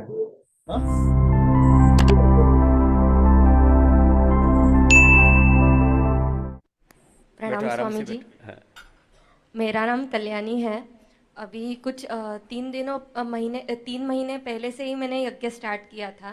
एक्चुअली उसके पहले मुझे डिप्रेशन वगैरह होता था। उसकी वजह से कॉन्फिडेंस भी बहुत कम हो जाता था। और घर पे मैं फ़ोन करके, मतलब मैं माँ बाबा गांव को रहते हैं और मैं मुंबई में जॉब करती हूँ। क्या नाम बेटा? कल्याणी। कल्याणी, हाँ। तो मैं घर पे कॉल करके चिड़चिड़ करती थी, माँ भी फिर टेंशन में आ गई थी। तो मतलब टेंशन में मेरी माँ के फ्रेंड से बात की उन्होंने, तो उन्होंने हमें नरसिंह पटेल जी का रेफरेंस दिया। वो हमें बोले कि आप यज्ञ करो, यज्ञ से मतलब श्रद्धा के साथ किया तो आपका प्रॉब्लम सॉल्व हो सकता है।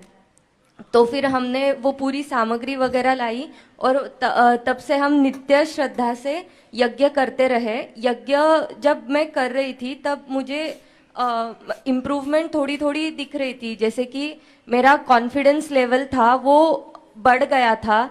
जो सिचुएशन में मैं पहले टेंशन लेती थी, उस सिचुएशन में मैं सेम सिचुएशन रहती है पर उसको अलग तरीके से सोचने की वजह से मुझे उसको डील कर लेते हैं। हाँ, वो मैं हैंडल कर पाती हूँ, डील कर पाती हूँ। और इसकी वजह से मतलब मैं अच्छी इमेज भी कर पाती हूँ। ये हो गया था।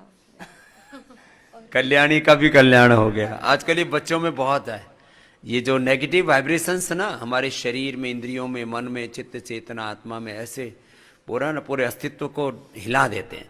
हाँ, तो बच्चे फिर उससे कई प्रकार के ये मेंटल डिसऑर्डर्स, उसमें न्यूरो प्रॉब्लम्स, फिर उसके बाद में एंजाइटी, फिर कई तरह की दिक्कतों से जूझते हैं।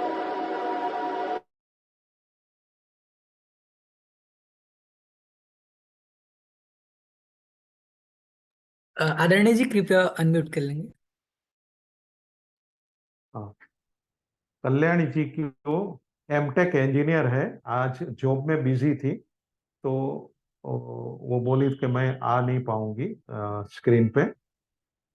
उसको एक्चुअली बचपन से एपिलेप्सी के भी अटैक आते थे, कॉन्फिडेंस नहीं था, कंसंट्रेशन नहीं, कभी जॉब में ओवरवर्क हो जाती थी तो डिप्रेस स्टेट में चली जाती थी, बहुत सारा था मेंटल। तो स्वामी यज्ञदेव जी ने कोरोना के टाइम पे ये यज्ञ प्रशिक्षण का सर्टिफिकेट कोर्स लिया था। तो उस टाइम उसकी माताजी भूसावल में थी, तो उन्होंने वहां से सुना था, तो वो स्पेशली मुंबई आई, एक दिन मेरे ऑफिस में सीख के गई और उसकी बच्ची को नेरल में करवाया, तो उसको बहुत सा फायदा हो गया। मीन्स एक टाइम सीख के गए और वो घर पे करते हैं, तो इतना चमत्कारिक लाभ हुआ। तो अभी उसका मैरिज भी हो गया, एकदम खुशखुशाल है, उसका जीवन एकदम अच्छा हो गया।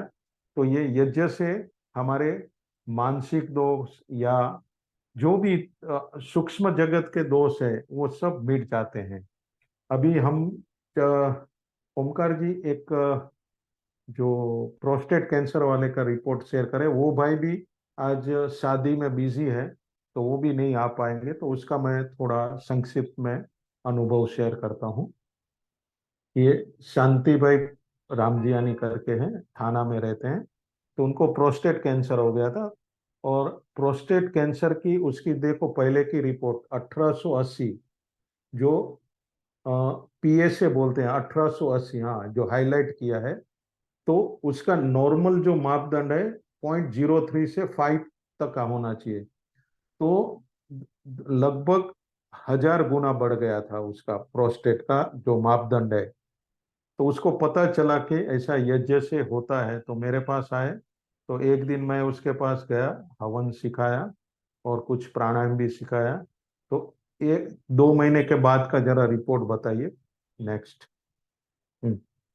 तो देखो जो 2000 उसका जो पीएसए था वो कितना 19 पे आ गया, तो लगभग 99% नीचे आ गया पीएसए।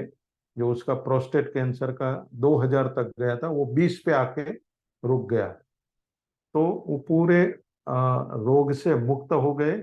और विशेष बात यह हुई कि उसको कुछ विशेष प्राणायाम भी करने को बोले थे, तो उसके जो सफेद बाल थे वो सब काले हो गए। तो ये विशेष प्रभाव हुआ यज्ञ का और प्राणायाम का। और दूसरा, वो केमो और रेडिएशन लेते थे, तो उसमें जो हार्मफुल सेल्स थे वो ही मरे थे, और जो जरूरी सेल्स है, उपयोगी सेल्स है, वो रेडिएशन में मरते नहीं। मैंने 4-5 पेशेंट क्योर किए हैं ये कैंसर वाले, तो सबकी रिपोर्ट हम देखते हैं ना, तो डॉक्टर सरप्राइज हो जाते हैं, आश्चर्यचकित हो जाते हैं कि आप क्या करते हैं कि आपके अच्छे सेल्स मरते नहीं है केमो में या रेडिएशन में, खाली बुरे सेल्स ही मरते हैं। तो ये यज्ञ का विशेष लाभ है, जो हम सोच भी नहीं सकते हैं कि जो हमारे लिए हानिकारक बैक्टीरिया है या वायरस है, फंगस है, पैथोजन है, वही नाश होता है। तो ये यज्ञ एक ईश्वरीय विधा है, तो उसको जीवन में अवश्य अपना है, अपना और दूसरे को लाभ देवे। और एक स्वामी जी ने विशेष हमारी बताई थी कि हम रेगिस्तान में हमारा गांव आया हुआ है, तो वहाँ एवरेज रेनफॉल 5 से 6 इंच होता है। तो हम पिछले 7-8 साल से हर साल 6 दिन का अनुष्ठान करते हैं, उसमें 600 किलो शुद्ध गाय का घी उपयोग में लाते हैं, 10,000 किलो अलग अलग आम है, वड़ है, पीपल है, ऐसी 10,000 किलो समीदा का उपयोग करते हैं। और सामग्री लगभग 1,000-1,200 किलो अलग अलग 100 टाइप की जड़ी बूटियां का उपयोग करते हैं।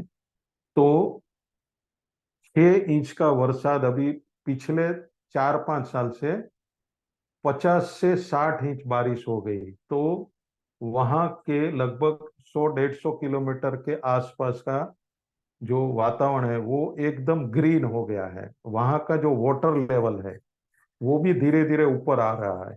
मीन्स नॉर्मली वहाँ के जो किसान थे वो हर 10 फुट अपने बोरिंग को नीचे उतारते थे पिछले 20 साल से, लेकिन पिछले 5 साल से अच्छा बारिश होने से कोई भी किसान ने, लगभग वहाँ 30-40 हजार किसान होंगे वो एरिया में, किसी ने बोरिंग उतारने की जरूरत नहीं पड़ी पिछले 5 साल में। तो ऐसे असंख्य लाभ होता है। सिर्फ 6-7 लाख की जड़ी बूटियां या हवन सामग्री घी वापरने से 100-150 किलोमीटर के एरिया का जीवन प्रभावित होता है। तो ये बहुत ही लाभदायी, कल्याणकारी, पुण्य देने वाली ये विद्या है, वैज्ञानिक विद्या है, तो इसको जीवन में जरूर अपनावे। जितना जितना हो सके हम उससे लाभ लेवे। और स्वामी जी का एक स्वप्न है, जैसे योग को घर घर लेके के गए, वैसे स्वामी जी की इच्छा है कि यज्ञ को भी घर घर तक पहुंचावे। तो हम सब मिलके ये कार्य को आगे बढ़ावे और सबको प्रेरित करें। इसी मनोभावना के साथ मेरा वक्तव्य पूरा करता हूँ। धन्यवाद सभी को। अब कुछ हैंड रेस कर रहे थे साधकगण, तो आपका हाँ। कुछ प्रश्न होगा तो आप रख सकते हैं। हैंड रेस करें और फिर हम आपको अनम्यूट करते हैं।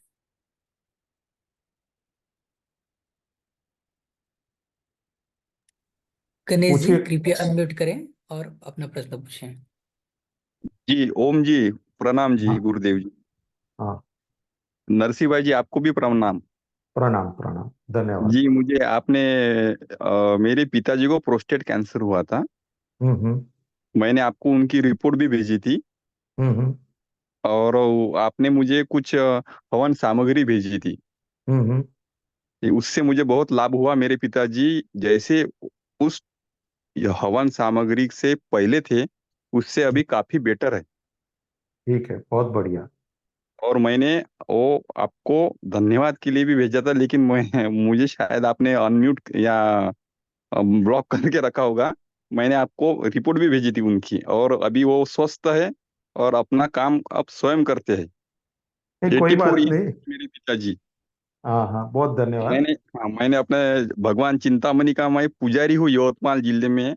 एक हम्म। चिंतामणि मंदिर है उनका, गणेश जी का। मैंने आपको धन्यवाद के लिए 2-3 बार फोटो भेजे थे, इसलिए शायद मुझे आपने ब्लॉक किया होगा। उसके लिए नहीं मैं नहीं, आपको मैं क्षमा नहीं करता हूँ, मुझे नहीं नहीं, क्षमा ऐसा नहीं करिए। है। देखो, मैं जी जी बिजनेसमैन हूँ, तो मेरा रोज 50-100 मैसेज आता है ना, तो जी आगे चला जी गया जी होगा आपका। तो जी जी, लेकिन आपकी आप वजह जैस से हाँ, मुझे कोई बहुत, मेरे पिताजी को बहुत फायदा हुआ उससे। और हाँ मेरे हाँ। पिताजी भी पुजारी ही थे। हम्म। मैं वो भी अभी स्वस्थ है, बहुत स्वस्थ है वो। बहुत बहुत बढ़िया। मुझे क्या है, पूरे इंडिया से आते हैं, तो जी हाँ, समझ सकता हूँ मैं। मैं फिर पिछले वाला देखता नहीं हूँ, कभी कभी जी एस्केप हुआ हो गया, तो मैं माफी चाहता हूँ। जी जी, नहीं नहीं जी, नहीं जी, माफी तो मैं, नहीं नहीं नहीं जी, नहीं जी, मुझे अच्छा नहीं लगेगा आप माफी मांगे, क्योंकि आपकी वजह से मुझे बहुत फायदा हुआ है। और ये जो बाकी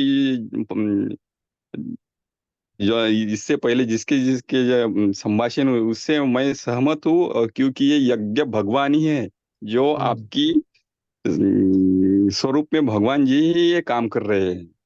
बस सब लोग साथ में जी मिलके करें जी जी जी और जी भारत को विश्व गुरु बनावे। जी जी जी जी जी जी। धन्यवाद। सुभाष सिंह जी अगला अपना आप प्रश्न रखेंगे। जी ओम ओम नरसिंह जी, ओम ओम। ये मेरा कहना है कि एक तो अपना थोड़ा नंबर दे दें हम्म। पहले। जी जी। हाँ, और ठीक है। दूसरा ये क्या ये गांठ फूंठ में ये फायदा होगा क्या? क्या बताया, रिपीट कीजिए। गांठ हो हाँ, यस। या गांठ में होगा ना। जी जी, यस। तो तो ये गांठ के लिए करकेष्टी हवन सामग्री है ना, जो स्वामी जी ने निकाली है कैंसर की, जी वो उसका उपयोग करो, वो गांठ में विशेष लाभदायक है। तो आधी सादी सामग्री लो और आधी ये करकेष्टी लो, तो उसे लाभ होगा। और मतलब कितना दिन कपालभाति प्राणायाम करो विशेष, तो उसे बड़ा हो लाभ गया है? हो। जैसे 20 mm का है।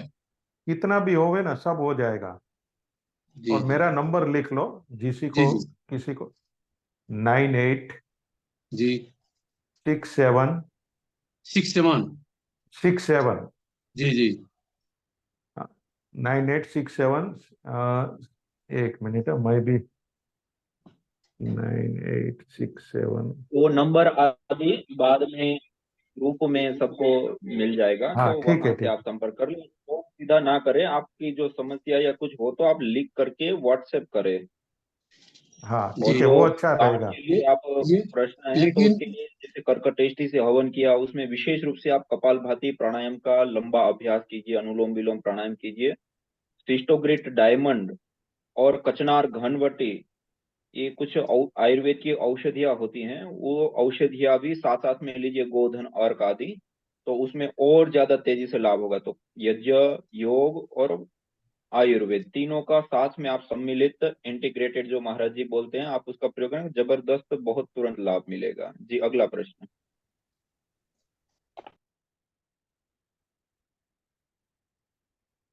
स्वामी जी और नरसी जी को प्रणाम। मैं डॉक्टर अलका बोल रही हूँ थाईलैंड से। मेरा जो जय। प्रश्न है वो औषधि, ये जो हवन की जो भस्म है उससे संबंधित है।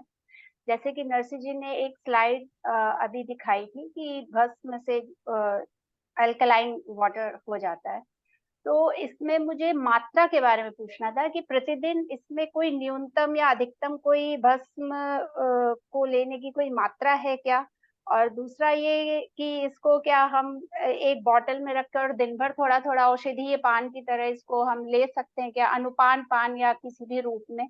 और एक सामान्य व्यक्ति के लिए और एक बीमार व्यक्ति के लिए दोनों में औषधि का कोई अंतर है क्या? मेरे भस्म से संबंधित ये कुछ प्रश्न हैं। इसमें देखो, एक मटका 5 लीटर का रहता है, उसमें आप आधा चम्मच हो, ज्यादा से ज्यादा आधा या पाव चम्मच डाल सकते हैं, तो उससे पूरा अल्कलाइन हो जाता है और पूरे दिन आप उसका यूज कर सकते हो। हाँ, बीमार व्यक्ति देखो अल्कलाइन हो गया तो स्वस्थ व्यक्ति के लिए भी अच्छा है और जो बीमार है उसके लिए विशेष लाभदायक है। तो इसमें कोई कम ज्यादा अनुपान नहीं है, इतना आप लेंगे तो हो जाता है।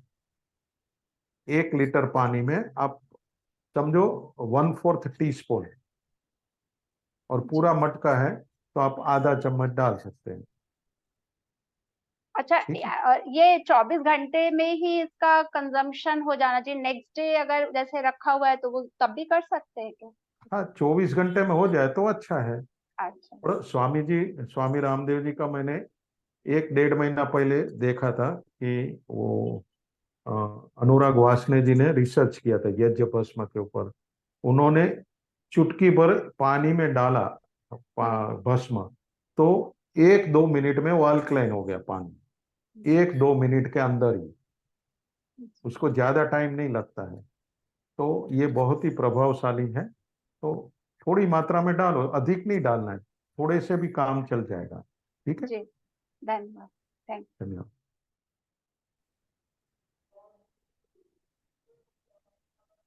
और जी किसी का?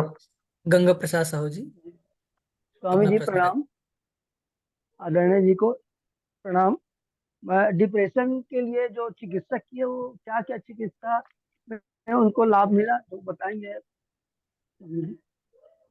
उसको देखो, मेधेष्टि हवन सामग्री, जी मेधेष्टि, जी ठीक है। जी और प्रारब्धेष्टि का भी उपयोग कर सकते हैं। क्या होता है, हमारे रोग का मुख्य कारण हमारे पूर्व जन्म के दोष भी रहते हैं, तो जितना रोग गंभीर होता है तो प्रारब्धेष्टि का उपयोग कर सकते हैं। तो एक मुख्य रूप से मेधेष्टि और थोड़ा आप प्रारब्धेष्टि भी ले सकते हैं। तो ये हवन सामग्री, और अनुलोम विलोम प्राणायाम है, भ्रामरी है, ओमकार है, ये विशेष करे प्राणायाम, तो इससे धूम्र हमारी चिकित्सा, धूम्र चिकित्सा। हाँ, धूम्र चिकित्सा में यही सामग्री को घी के साथ मिला के आप कर सकते हैं उपयोग। ठीक है, नमस्ते। नीतीश राय जी अपना प्रश्न रखेंगे।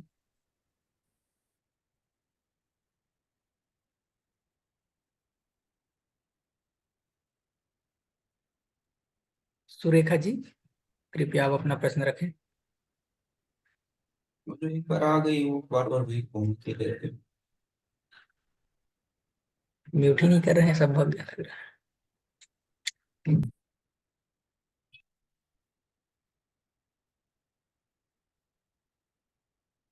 धन्यवाद आपका बहुत बहुत।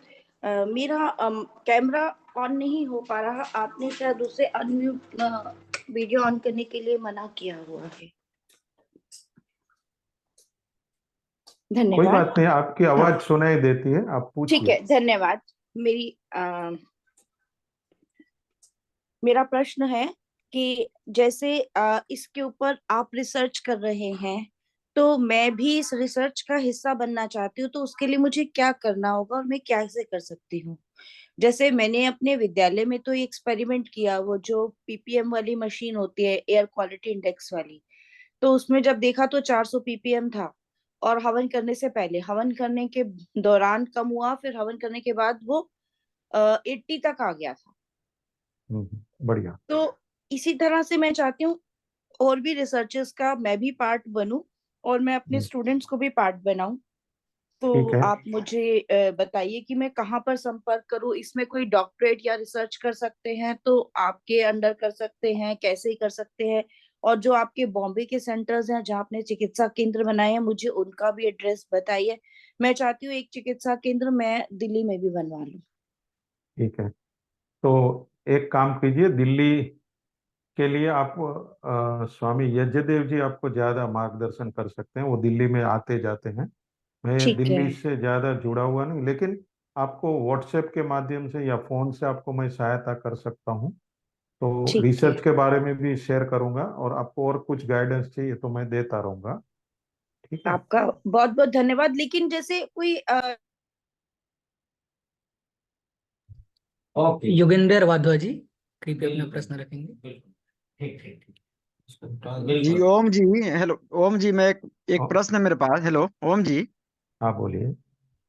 जी, मन फाइब्राइड हो गया है पत्नी का। मैंने बहुत मैं परेशान हूँ। अभी मैंने 10 मिनट पहले हमारे जो जिला प्रभारी हैं सुभाष जी, तो मैं गांठ के बारे में क्वेश्चन किए हैं। तो हम्म। मैं अपना बात में शेयर भी किया हूँ पत्नी के बारे में। तो हम्म। मैं इलाज करा रहा हूँ, बहुत परेशान हूँ। तो कौन क्या से हिस्से उपाय में है? गांठ, कौन से हिस्से में गांठ हुई है? यूट्रस में गांठ है, अंदर अंदर यूट्रस में, अंदर। ठीक है। जी फाइब्राइड है। ठीक है, ठीक है। तो उसके लिए भी आपको ये जो पहले भाई को बताया ना, वही लागू होगा आपको भी। तो एक काम कीजिए, मेरा नंबर आपको मिल जाएगा, तो हम व्हाट्सएप से माध्यम से आपको मैं डिटेल में शेयर करूंगा। जिला ठीक है। प्रभारी जी हमारे जो पतंजलि के जिला प्रभारी हैं सुभाष जी, मैं उनको क्वेश्चन में किया हूँ उनसे। हम्म। जी जी, मैं बताया हूँ। हाँ ठीक है, हम डिटेल में बात करेंगे कभी शाम को, रात को 8 से 10 के बीच में। तो आपको मैं जी जी इलाज जी। भी बताऊंगा, कुछ प्राणायाम है या खान पान में चेंज करना है, सब बताऊंगा। ठीक है, जी हो मैं जाएंगे। बहुत अच्छा परेशान हूँ जी। अच्छा हो जाएगा, निश्चिंत जी जी रहिए। जी। जी जी ओम। ओम। योगेंद्र जी, कृपया अपना प्रश्न रखेंगे। नमस्ते। सर, जो यज्ञ है वो भूमि के एक्टिव कंपाउंड्स को बढ़ाता है, ऐसा हमारे को बताया गया है। क्या आपके गांव में जो आपने यज्ञ किया उससे कुछ कृषि उत्पादन में भी फर्क पड़ा? इस विषय में हम अभी वहां पर आपको लेकर के चलेंगे, जहां पर वो कह रहे हैं ना वृष्टि यज्ञ का जो बता रहे हैं, और कृषि के ऊपर तो आपका एक सत्र ही पूरा होने वाला है। तो उस सत्र में आपको वहां का सारा डिटेल वहां के किसानों से भी मिलाएंगे, वहां की गौशालाओं में भी मिलाएंगे, और उसका कैसे प्रभाव है, क्या है, वो सारी चीजें आगे के सत्र में आएंगी। और उसके ऊपर कुछ साइंटिफिक रिसर्च भी किए हैं, तो वो भी आगे के सत्र एक आपका स्पेशल है, तो उसमें पता चल जाएगा। धन्यवाद।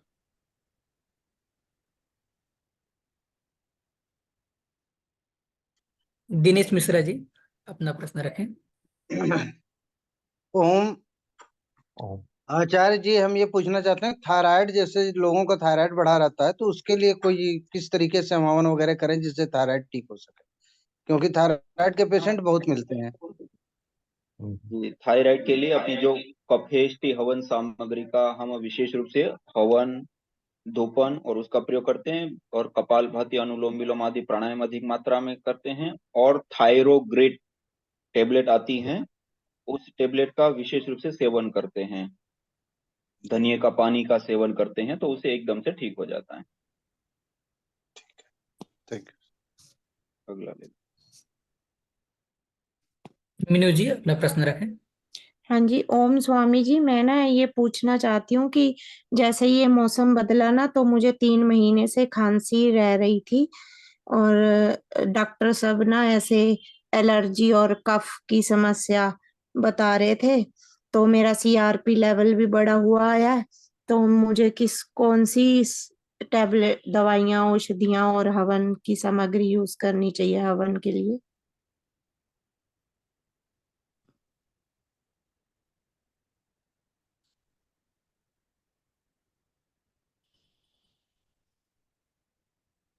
हेलो स्वामी जी, स्वामी जी, ओम, मेरी आवाज आ रही है? आप तो आपको सर्दी खांसी रहती है ना, ऋतु परिवर्तन के हिसाब से आपको हाँ ये जी, ये दिक्कत हो रही सर्दी है। के मौसम में एलर्जी की समस्या रहती है, मुझे एलर्जी बराबर है। की। हाँ, हाँ तो जी। उसके लिए जो स्वामी जी ने कफेष्टि सामग्री बताई ना, हाँ जी। वो डाल के हवन करेंगे हाँ तो जी। आपकी समस्या हो जाएगी। और कपालभाति करें, और भस्त्रिका प्राणायाम है, ठीक है। ओमकार और है, वो ज्यादा करें।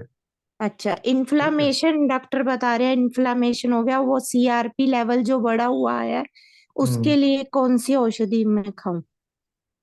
औषधि तो स्वामी जी बताएंगे, वो मुझे ज्यादा पता नहीं है।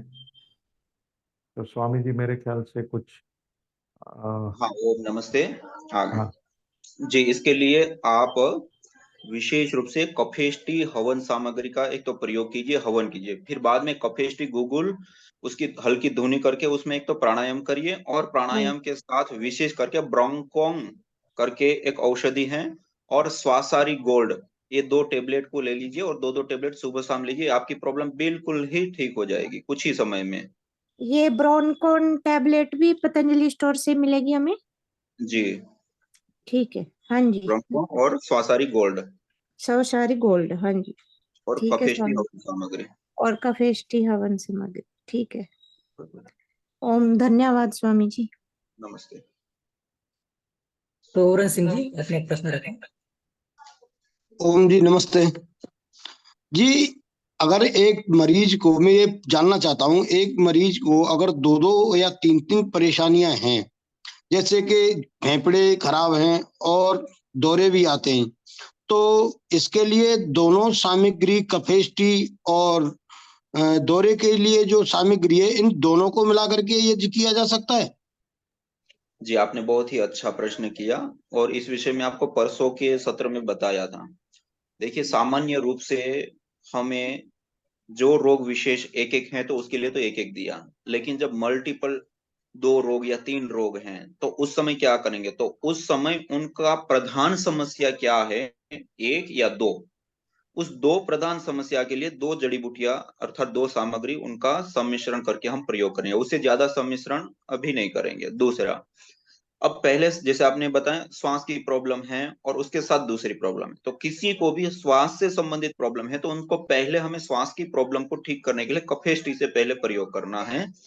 जब उनकी श्वास की प्रॉब्लम नॉर्मल हो जाए उसके बाद उनको आप दूसरी हवन सामग्री का प्रयोग करा सकते हो, उसके पहले नहीं। तो स्वामी जी, जी, ये एक प्रारब्ध एष्टि जो हवन सामग्री है, ये प्रत्येक के साथ चलानी चाहिए या नहीं? नहीं, देखिए, जिसमें जो रोग हैं उसी रोग विशेष की हवन सामग्री का हम विशेष रूप से प्रयोग करेंगे। और जो प्रारब्ध जनित दोष हैं, अदृष्ट रोगों के लिए, जिसको देव कहा जाता है, उसके कारण, तो उन रोगों के लिए फिर विशेष करके हम प्रारब्ध दृष्टि का प्रयोग मुख्य रूप से करेंगे। स्वामी जी, इसके साथ साथ में भस्म का पानी भी दिया जा सकता है? हाँ, भस्म का पानी तो सबके लिए है। देखिए, भस्म का पानी पीने का अर्थ ये है कि पानी अल्कलाइन होता है। हमारे शरीर के अंदर 70% से अधिक पानी होता है, और वो अल्कलाइन पानी पीने से हमारी पूरी बॉडी अल्कलाइन क्षारीय होती है, और क्षारीय शरीर के अंदर कोई रोग टिकता नहीं है, और बुढ़ापा से भी हमें बचाता है।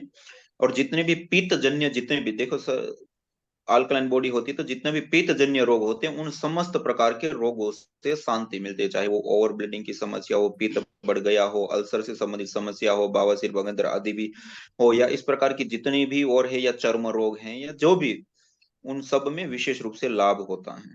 तो स्वामी इसे जी, एक भस्म बात और जानना चाहता के हूँ। लिए सामान्य है, नॉर्मल है। हाँ, उस भस्म को जैसे मैंने बताया कि उस भस्म, कोई भी यज्ञ हमने किया उसके बाद जो भस्म बचती है उसको पहले तो छानना है बहुत बारीकी से, उसको थोड़ा सा खरलना, उसमें रेत, धूल, मिट्टी इस प्रकार का द्रव्य ना आए, उसको खास ध्यान रखते हुए, और उसका हम फिर निरंतर सेवन कर सकते हैं, उससे कोई प्रॉब्लम नहीं है। स्वामी जी, एक बात जानना चाहता हूँ। अभी जैसे हमने यज्ञ किया तो उसमें समिदाओं की और सामग्री की भस्म थोड़ी कम मात्रा में उसमें होती है वेदी में, तो वो पूरी भस्म लेकर के मिला लेनी चाहिए या किसी विशेष जगह से भस्म उठानी चाहिए? जहाँ रखी है जिससे सामग्री मतलब हवन किया, उसमें जितनी भी सामग्री, आप एक बार दोबारा पूछेंगे?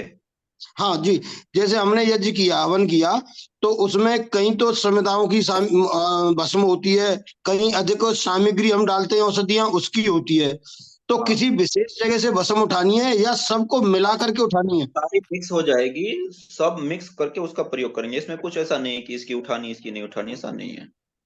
हाँ, ठीक है कच्ची स्वामी, जो रह धन्यवाद। जाती है कई बार, तो वो फिर नहीं लेना चाहिए। जैसे कोयला टाइप का बन गया तो उसका प्रयोग नहीं करेंगे। ठीक है स्वामी वैसे जी, तो धन्यवाद। हाँ, जो यज्ञ के लिए प्रयोग करती है वो सारी लकड़ी नॉर्मल ही होती है, और बिल्कुल राख भस्म बन जाती है। अगला ठीक है क्वेश्चन, वेद प्रकाश जी बोलिए। स्वामी जी ओम प्रणाम।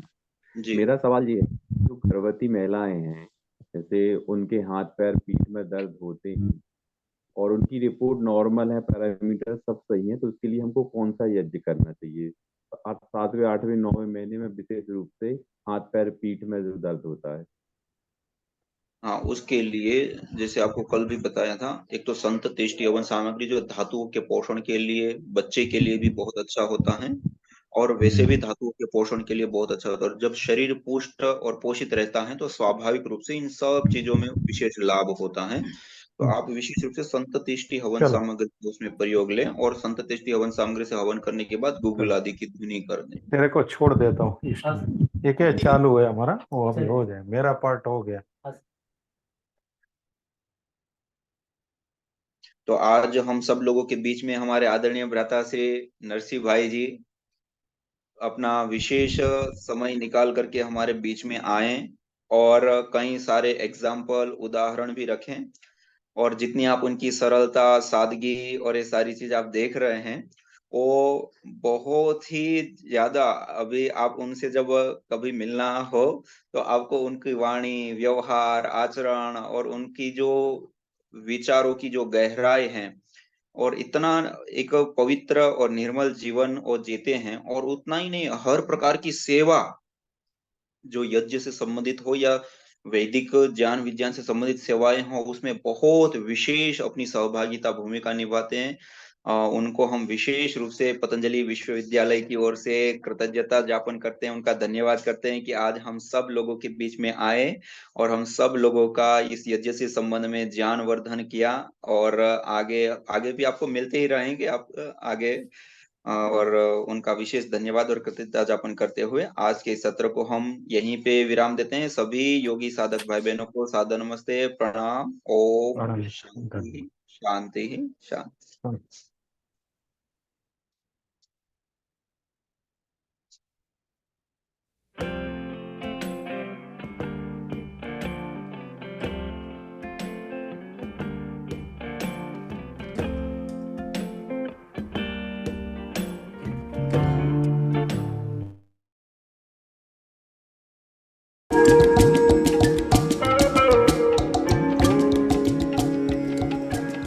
प्रारब्ध देष्टि हवन सामग्री विशेष रूप से काले तिल, किशमिश, मिश्री, सुपारी, छुआरा, नारियल, पलास पुष्प, खेर, अपामार, पीपल छाल, कमलगट्टा, बादाम, जौ, अक्षत चावल आदि से निर्मित इस प्रारब्ध देष्टि हवन सामग्री से हवन करने पर प्रारब्ध जनित दोष, संस्कार जनित दोष तथा अननोन डिजीज आदि रोगों में विशेष करके लाभ प्राप्त होती है। यया प्रयुक्त्या चेष्ट्या राजयक्ष्मा पुराजित ताम वेद विहिताम आरोग्यार्थी प्रयोजय। आयुर्वेद के अंदर बताया, जब रोग की अवस्था पता नहीं चल पा रही, बिगड़ चुकी है, या अलग अलग चिकित्साएं लेने पर भी वो रोग ठीक नहीं हो पा रहे हैं, तब उस रोग को जीतने के लिए आरोग्यार्थी वेद विहित विशेष द्रव्यों का हवन अनुष्ठान कर उस बीमारी को जीते।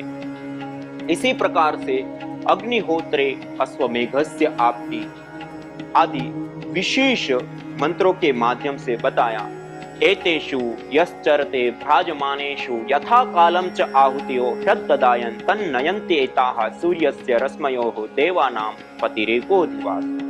जो यजमान सही समय पर यज्ञाग्नि के अंदर आहुतियां प्रदान कर हवन यज्ञ अग्निहोत्र को संपन्न करता है, उसको यह प्रदत्त आहुतियां संचित कर्म रूप होकर के उसके जो प्रारब्ध जनित या संस्कार जनित जो दोष होते हैं उसको दूर कर देवानाम पति रेको जीवासह, उसको स्वयं परमपिता परमात्मा का साक्षात्कार कराता है। अर्थात प्रारब्ध जनित दोषों को दूर करने के लिए प्रारब्ध हवन सामग्री विशेष करके लाभप्रद होती है।